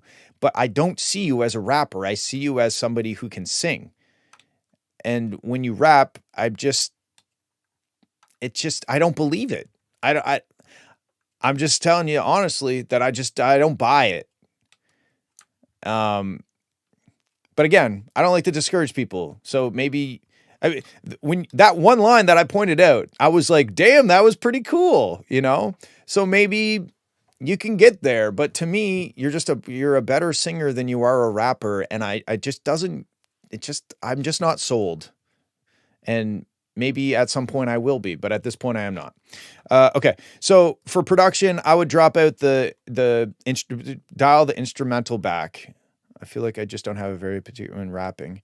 It just feels contrived to me. It just,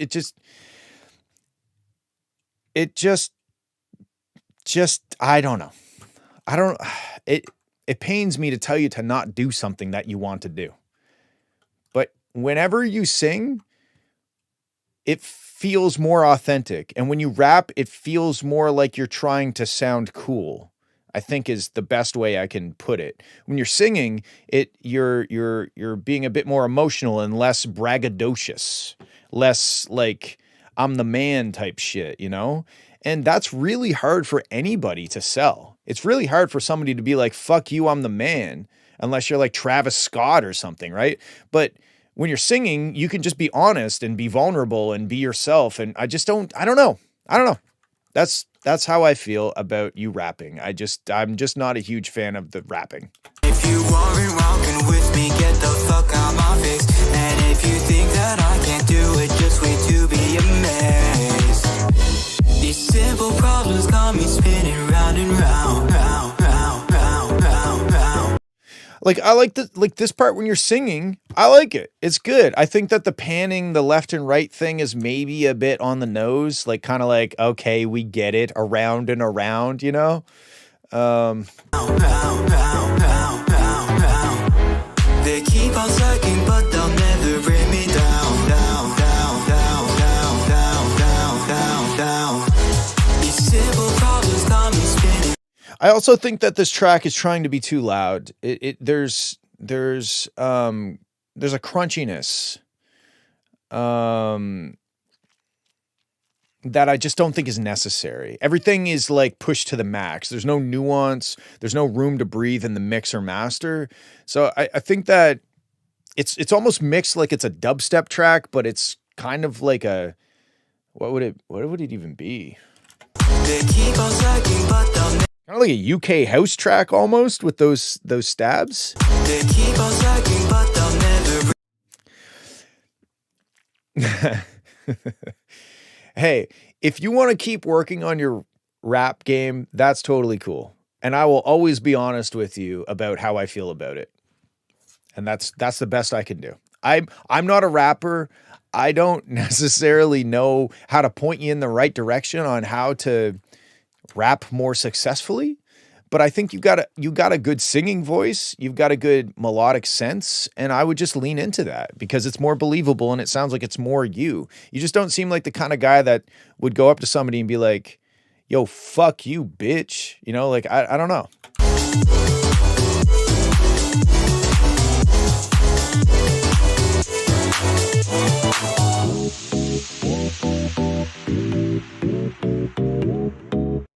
Vote and die. What's that? Oh man, there's no, I'm not even gonna try to remember it. It'll take me forever. Anyway, that's what I think, dude. I think that you should try to be more authentically you. And if you feel like rapping is authentically you, then maybe there's a way for you to have that come across more naturally so that I also think it's more authentically you, because I don't really. What's up? Synthali? I don't know how to say that. The font is too small on my screen and I'm old. Anyway, yeah, for production, I would try to break out of the beat every once in a while to give us room to breathe, especially considering how loud it's kind of mixed and mastered. And I'd also consider maybe save it as another file and like give it just be like, what would happen if I didn't try to make this any volume level? What if I didn't care how loud this was? How good could I make it sound if it was minus 10 dB RMS or minus 12 dB RMS? Which, by the way, when I write for TV, minus 12 RMS is what I have to mix it to. So it's really fun trying to make things sound aggressive at minus 12 dB. But anyway, as an experiment, who cares? Make another file and mix it super gently and give yourself lots of headroom and don't try to make it loud and see what it sounds like. Fringe should take notes and start experimenting more. Yeah. Again, the last thing I'll say, honestly, the reason I rap is because I'm not fully confident with singing, which is hilarious because you're so much better at singing than you are at rapping. It's funny. It's almost, it's like body dysmorphia, but for your voice. I just want one more time. I want to go back to this one line. But motherfuckers wanna claim that they made me. Fourth of the media be claiming that they hate me. See, like, I don't think any media is... The media be claiming that they hate me. I don't think any media is claiming that they hate you. But anyway, that's not the line I wanted to... Shots thinking I'll come through, but I got... that one. If there's something to take away positive from your rapping on this one, is that one line where you put a word in a pocket. Taking shots thinking I'll come through, but I got too many... Da da da. That was the coolest part because of the rhythm. It wasn't da da da da da da da da da da da da da da da da da da da. That's the problem. That's rhythmically, that's the issue that I have with your rapping. You're not finding pockets in interesting ways. It's just kind of like it's like X amount of syllables, X amount of syllables, X amount of syllables, X amount of syllables, X amount of syllables. You're not finding places to put interesting lines of ninjery. Anyway, okay, that's what I got to say. This one's called Almost Done 11. If that isn't the most producer title I've ever heard.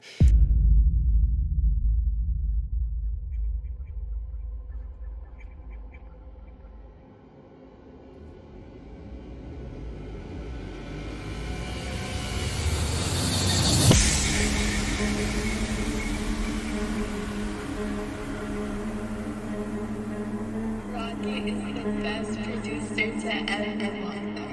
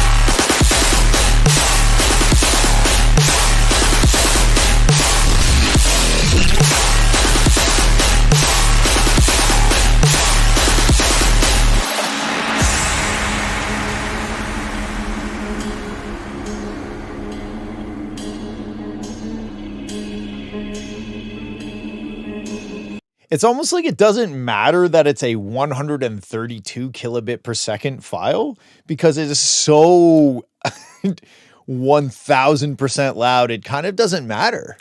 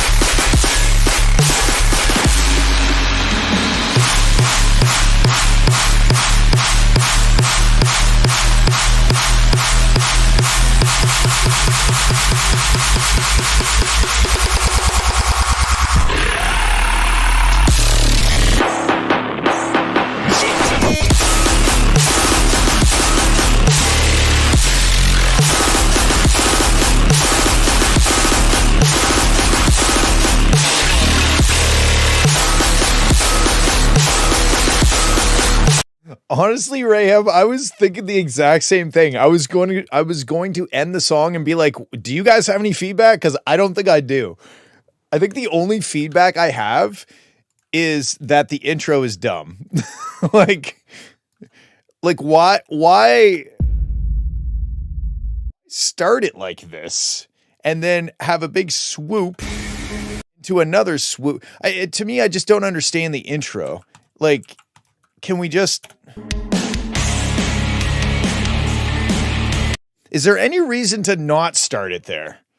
Because otherwise, we're just listening to some effect samples, basically, at the start. But in terms of the rest of the song, I don't think I dare to make a single suggestion.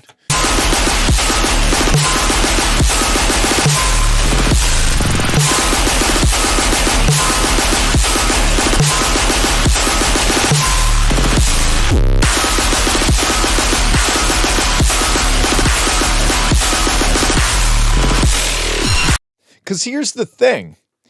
The type of people that want to listen to this, and I'm not saying that in a bad way, but this is a very polarizing piece of music. I enjoyed it. It was very aggressive and terrible, but in a good way. The type of people that listen to this music, if you changed anything about this, they wouldn't like that.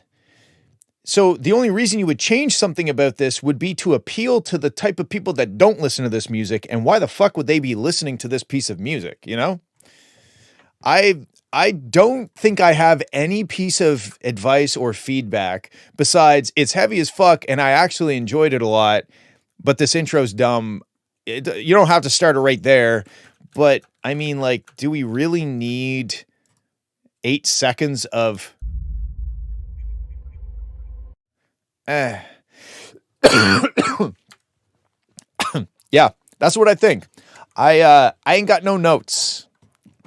It's cool. I actually did enjoy it. It's fucking loud as shit though. I can't believe for a while there it was sitting at 0 dB RMS, which that just doesn't fucking compute. But anyway, it's a cool track. I enjoyed it. I'm sorry I couldn't provide more valuable feedback, but that's what I got for you. All right, we got Freeze. Wait, didn't we already listen to this? No way. Somebody sent I don't even know, and Free sent in I don't know. This is another one of those producer type titles. Nobody fucking knows.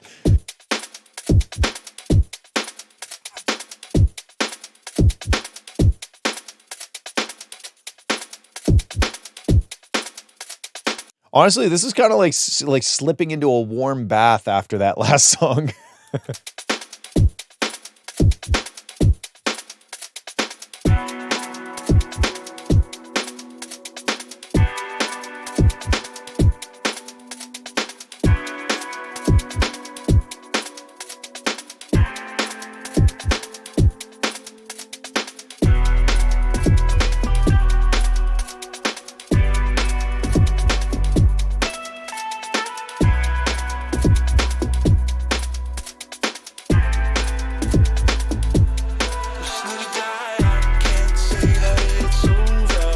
Okay, the 808 is too loud for the rest of the track. The kick is arguably too loud for the track as well. Yeah, the submissions are closed for today, but next week I do it every Friday, almost every Friday, unless I got something life-threatening going on. I like these chords, but I feel like you're missing out on, like, if we take these chords, is EDM okay? Yes, EDM is fine, although submissions are closed for today. EDM is not okay. So I'm trying to figure out what it is. Let's figure out what these chords are real quick, because I feel like there's an interesting way. You've got kind of a weird fourth chord, but I feel like if you resolved it back into the first chord in a certain way. It's the major third. There's something going on. Hold on. Do I have piano? Labs. Here we go.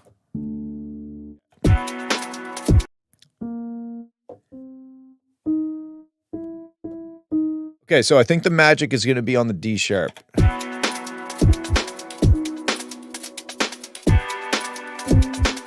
Wait.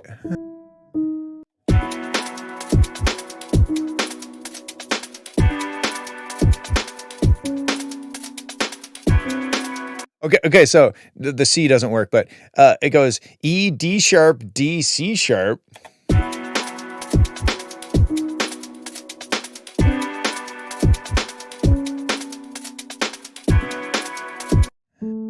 Maybe then to A. I have like crazy delay on my keyboard, so it's really hard. Are those? I don't know what the Fortnite ones are. Okay, so let's put in these. Oh,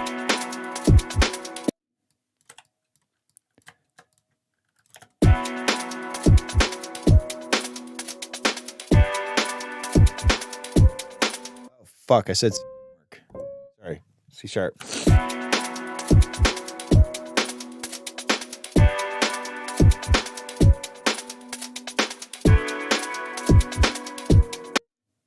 I misclicked.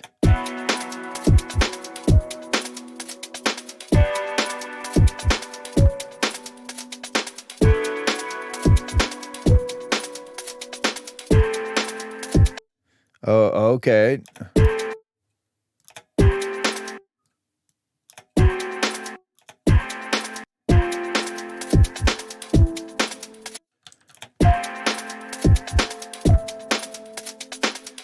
So now, does that lead back into itself? Nick, I need a new snare sample. I don't know what to tell you. I only have 140,000 snare samples.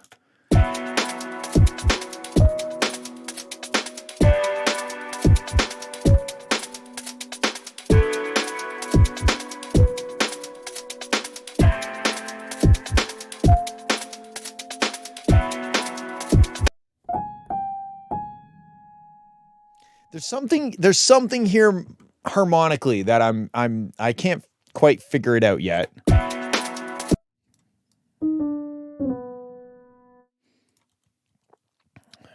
E minor.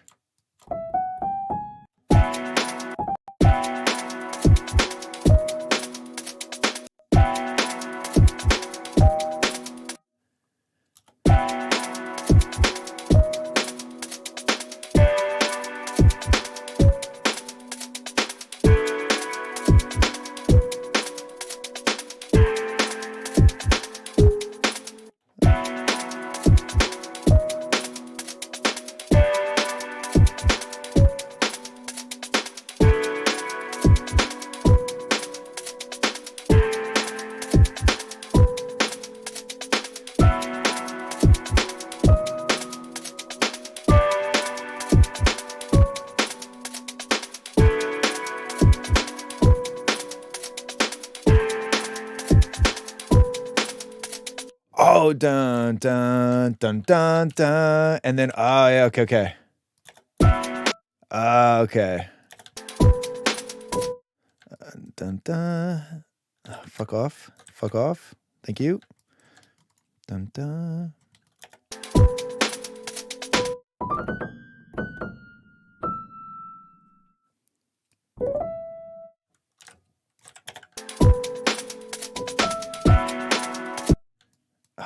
But then it's got to resolve to the major. Huh.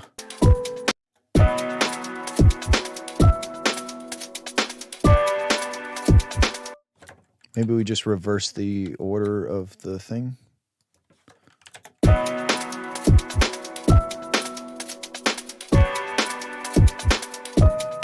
No. No, it can't resolve to the major. Fuck. There's something I'm so close to something here. I just can't quite get it. Maybe the second time around. Maybe the second time around it resolves to the major, but not the first.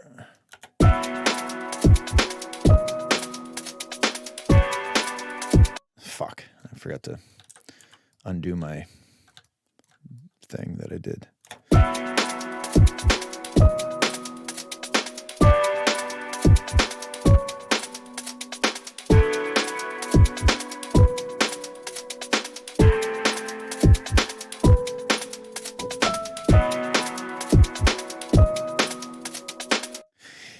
Yeah, you'd have to like kind of switch it up, but I don't know. That to me, I heard something like that in my head, and I think it's sick. I think like if you disregard the too loud kick, like the kick is objectively too loud, and the 808 is objectively too loud. The value in here are these interesting chords, and I don't think that you played the right bass note for all of them either. But you're almost onto something really good musically.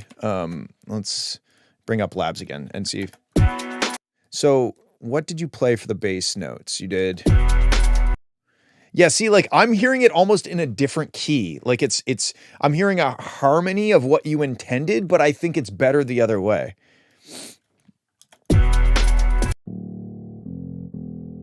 played an E off the hop. Let's go back here.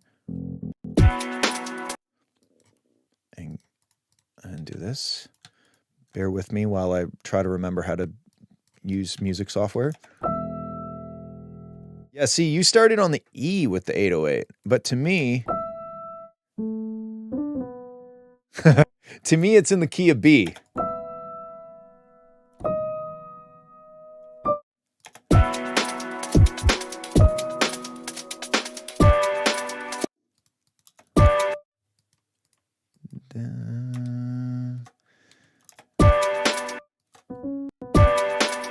I mean, you can almost pedal tone it too for a while.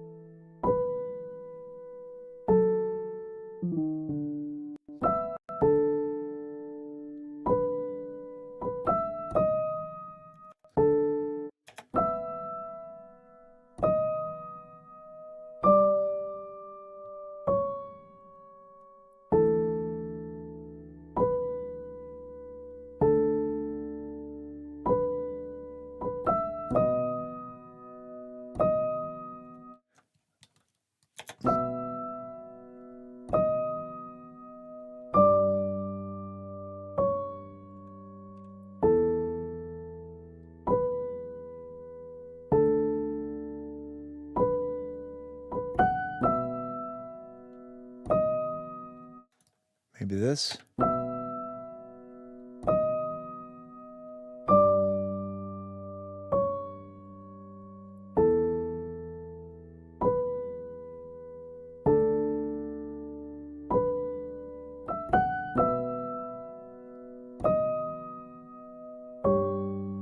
Oh, I fucked that up there. Anyway, I just kind of got lost in the sauce, but hopefully that inspires you to at least try those chords. The velocity super quiet, then slap on OTT. Oh, interesting. So it picks up all like the natural kind of noise and shit off of the piano.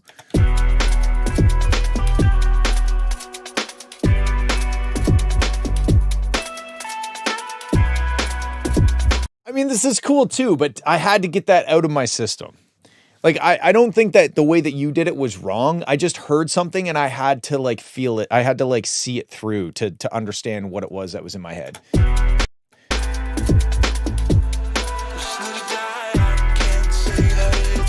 It does totally change the key of the song, though. I will give you that. So from a purely production standpoint, I would bring the kick down a lot. I would bring the 808 down a lot, and I'd bring the snare down a medium amount. And then I think your mix would be in a much better place. And you can kind of just visually see that based on, you know, like how loud everything is, but then you got the kick and the snare and the 808. It's a bit out of whack that ways.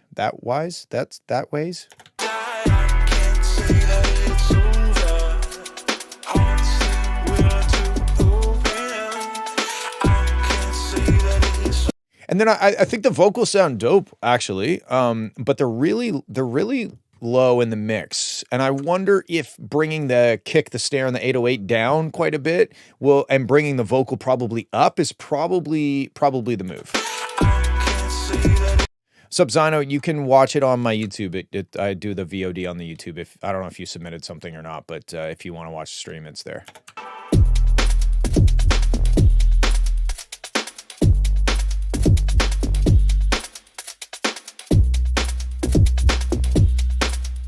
The track is cool, though. It's dark and it's dusty, and I like it. Yes, you did. I'm about to listen to the last song of the stream. But every Friday, hop on the Discord. You can join next week.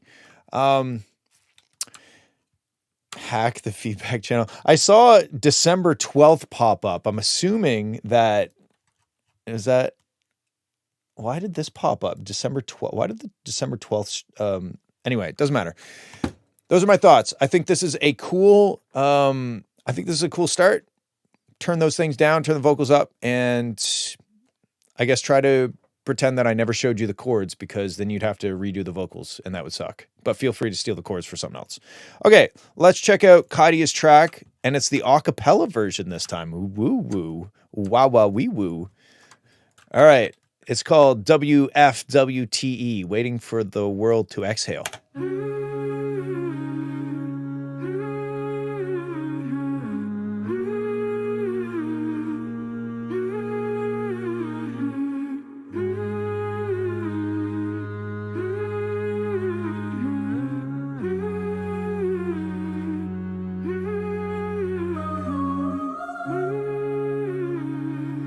Lying in an open field, waiting for the world to exhale, and the sky is blue and purple.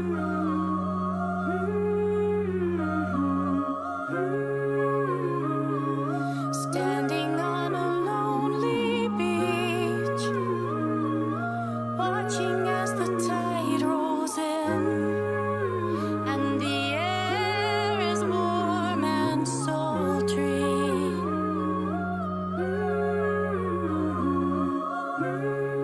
Walking through a quiet wood, sunrise filters through the trees, waiting for the world, waiting for the world, waiting for the world to exhale.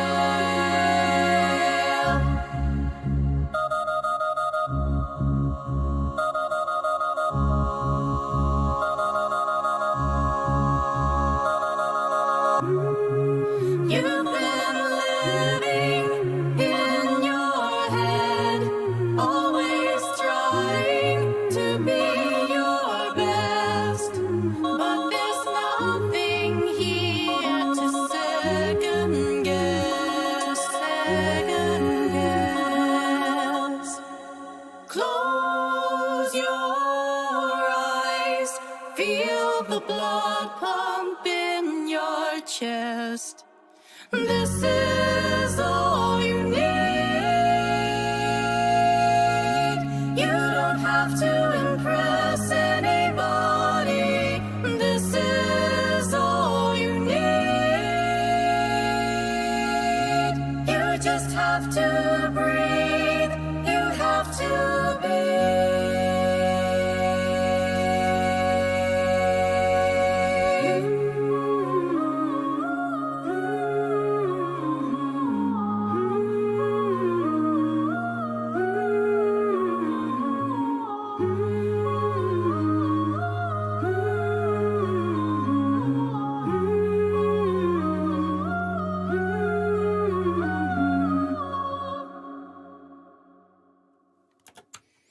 That was great.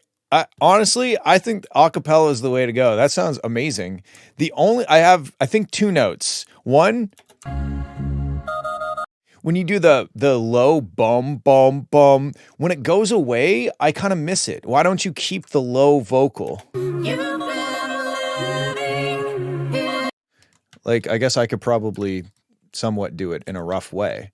But was there a reason why you took the low, the bass part out? Because I'm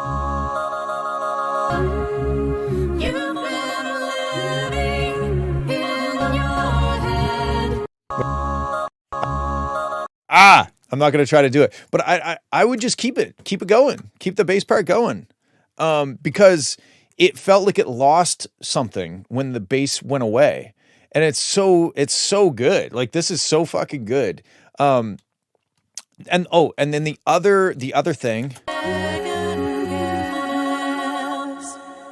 Close your eyes, nothing here to second guess. There. To second it, the S is a bit aggressive.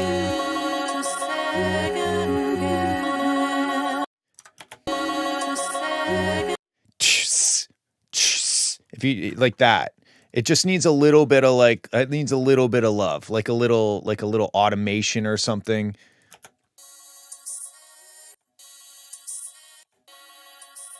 What the hell? How am I still? Yeah, it's not bad, but the rest of the track, none of the S's bothered me, and it was just that one. I would probably do it with volume automation. Yeah, I think before, like, make sure you do it before the reverb and stuff. You could use Pro DS as well, or if you're using a de-esser, maybe you could automate the strength of the de-esser, whether that's pulling the threshold down or something. I wouldn't go overboard. It's not really aggressive. It just stuck out a little bit. But I really think that if you kept, like, because I'm going to try to do a slightly better job at doing this bass thing. Let's cut there and cut there. And then, because it sounds so good. I fucked up the timing, of course.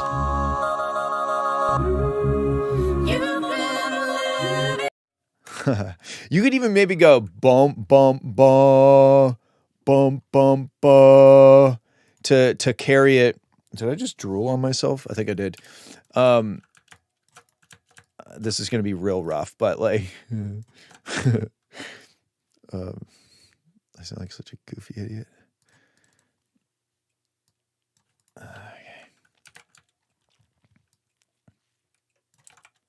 Okay. Let's see how bad this edit is.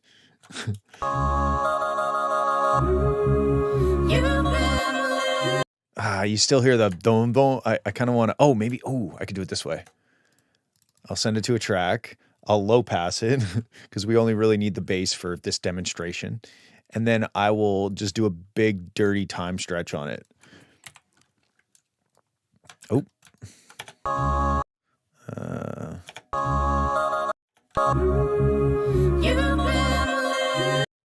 But keep it all the way to the next bump bump. We're which is right there ish. Keep in mind, this is very rough, fly by the seat of my pants. And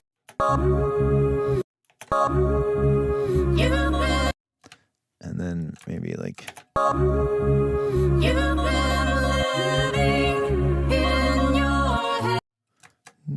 Da, da, da. How many semitones is that? There's no way it's 4, right? Oh God, no, it's 3 or 2. 2, 3. Just try to ignore that the harmony on top of it. So it's down 3. Okay. And then I'll just do these 2 and then we'll see what you think. Because obviously you would do this the proper way, not this bastardization that I'm doing.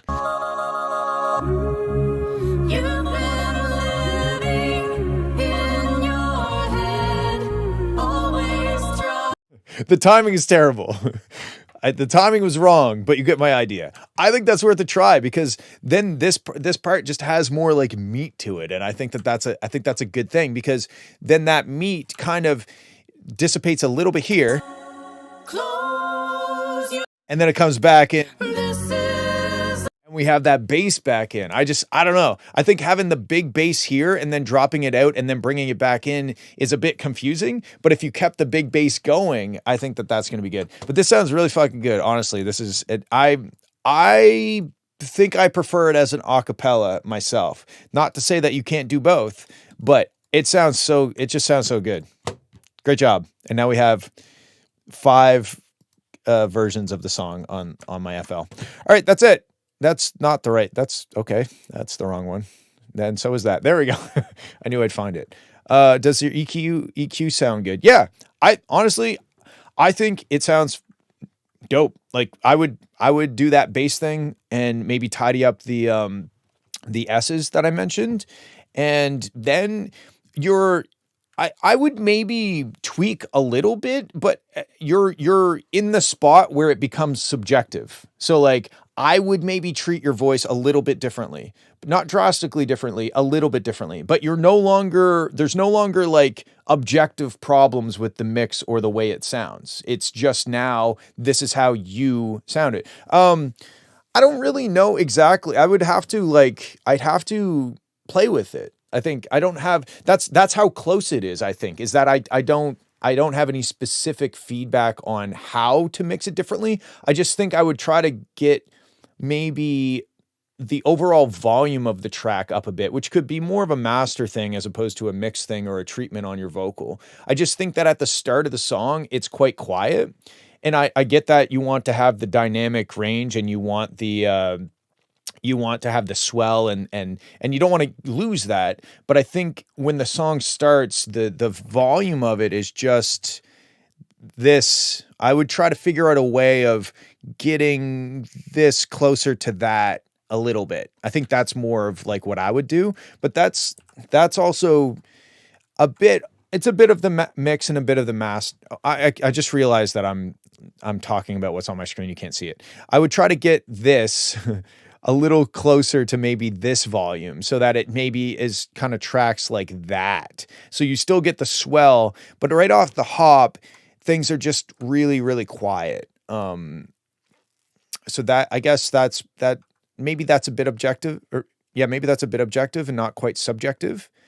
If this start could start a little bit up, like up in this range and then taper up and crescendo like you do. Because once you get into it, I don't really think that this part needs to be any louder or anything. I just think the intro is just a tad on the quiet side.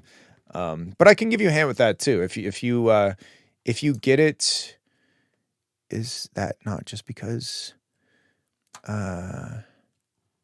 particularly, well, if you were to try and make the whole thing a brick, you would have then Raham's note would come into it. I'm not suggesting you like make it massively different. I just think it could be louder. I think it might even just be a matter of turning up the tracks that are leading into, because if I go back to my screen again, oh my God, clicking the wrong buttons. So you have like, you have the, I can imagine you probably have like 40 tracks of your vocals. Let's just see, like, let me see if I can. Oh my God. My mouse sensitivity is too high. Okay. So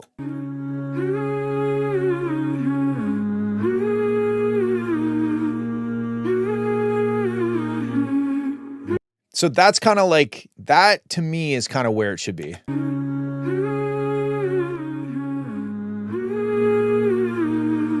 Let's see what happens when we get deeper in. 72 tracks. The world to exhale, and the sky is blue and purple.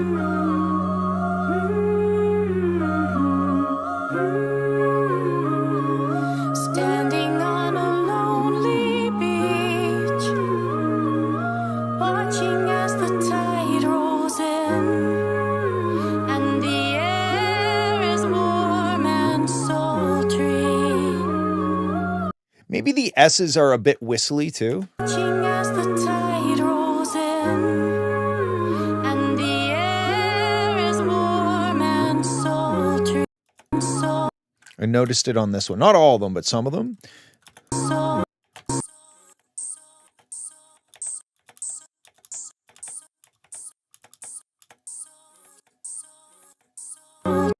You might be able to, if you find that frequency, just a really sharp. And you might just, if you say you had this on an EQ, you might like automate it down for the S and then bring it back up so that you're not like unnecessarily fucking with the non-S's. But that's kind of nitpicking. I feel like the range of frequencies those high voices are sitting could be boosted a little. Interesting.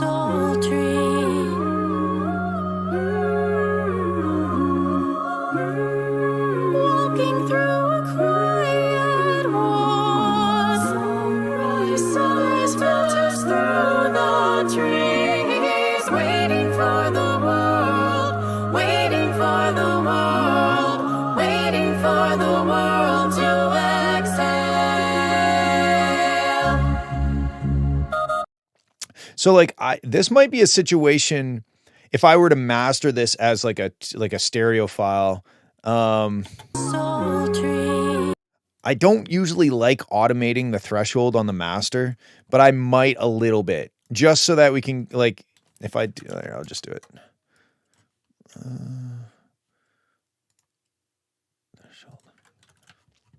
And the air is warm and sultry. I might do like a very slow, slight.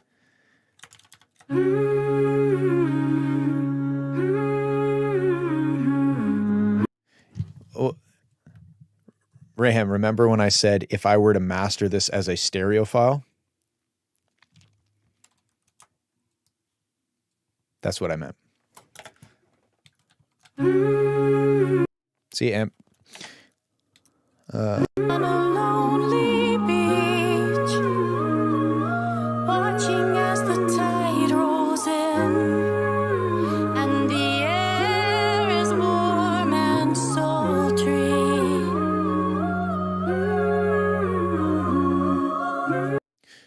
Well, you could, yeah, but I'm not doing anything except the threshold here. Like I'm not doing anything in the dynamics or anything. So it's the same. It's the exact same thing. Like bringing this down is the same as pushing this up. Oh, you can't see what I'm showing. Bringing this down is the same as pushing this up unless I'm doing stuff in the dynamics tab. But yes, you are correct. Sure, why not? Let's do it. Let's do it Raham's way. We're going to get rid of this. And that sounded like spicy, like attitude. I really didn't mean it that way.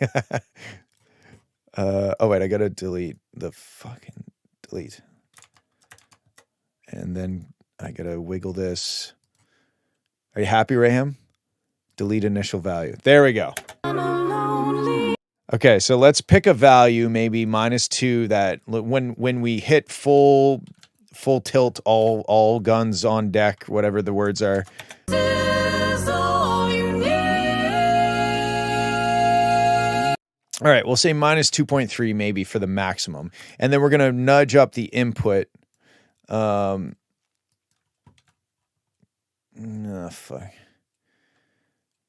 Input gain right unlocked. What does unlocked mean? Is it going to change both left and right? Okay, that didn't do anything. Okay, so thanks, Rahab. Now we're going to add a new plugin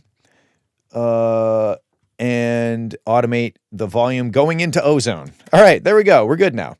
Let's detach this so it stops disappearing. Okay.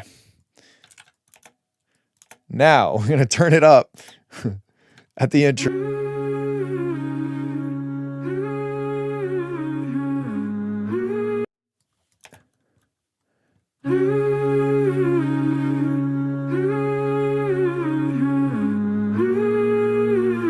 The world to exhale, and the sky is blue and purple.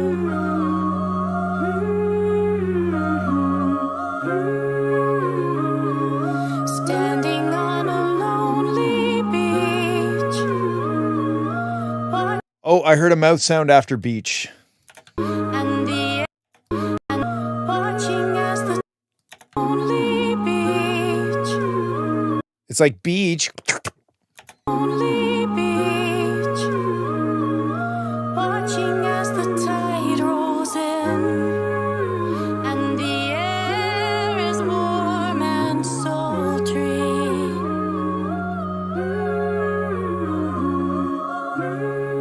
Walking through a quiet walk, sunrise filters through the trees, waiting for the world, waiting for the world, waiting for the world to exhale. Okay, so something like that. Now let's how am I going to do that? Oh, I'll just render it. Let's just render it real quick and then load it back in and look at what it looks like visually. Yes.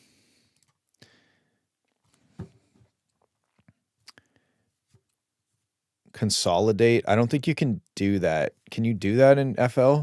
I've never done that. I don't know why it's taking so long to render this. Right click the track. Okay, we're going to try. It was taking way too long to render anyway. Okay, so up here. What do?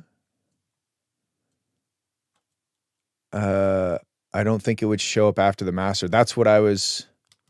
The left part. Oh, over here?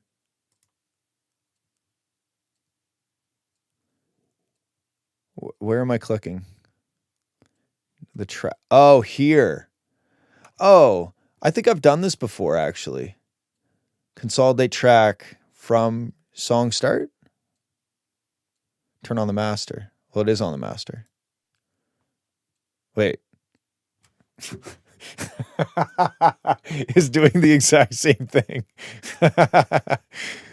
Oh, God. I love the past 10 minutes where I'm going to do something the way that I want to do it. And then somebody's like, you should do it this way. And then it's like the same thing, but it takes longer. Sure. Okay. All right. I'll give you that. It'll save me 4 seconds, which doesn't quite make up for the fact that it took me 40 seconds to figure out how to do it. But yes, there are many ways to skin a dog. And then you go on about not upgrading FL. No, I mean, you can teach me, but I'm just going to go back to my old ways. I'm addicted to sidechaining incorrectly. It's a problem. All right. So now you're saying it's going to show up in a new track above this? That would be perfect if it did.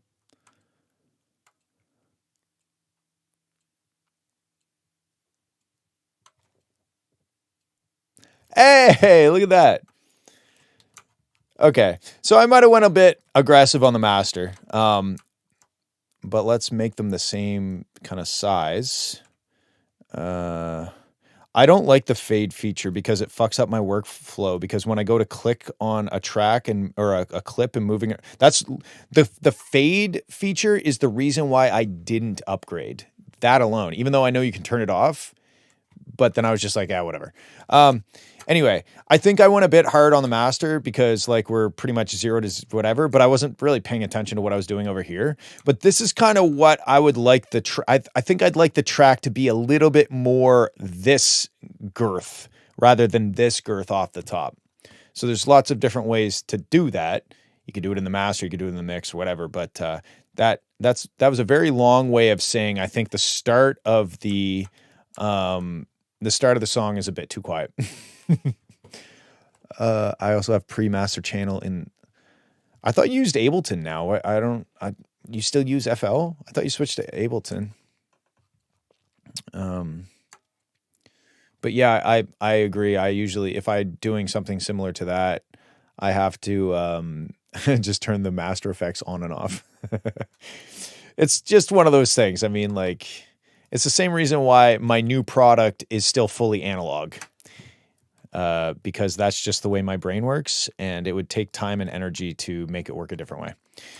Anyway, that's what I think, Katia. I think it could just be a little bit louder, and then a couple of those other little notes thrown in amongst whatever I was saying. But at the end of the day, I don't think you can lose with this one because I mean, you could have put it out probably 4 revisions ago, and people would have loved it. So I think at this point, you're just putting more cherries on the top of the cake or ice cream. Okay, I'm gonna go home and work on my electronics. So I hope you guys have a good weekend. I love you. Goodbye. There we go.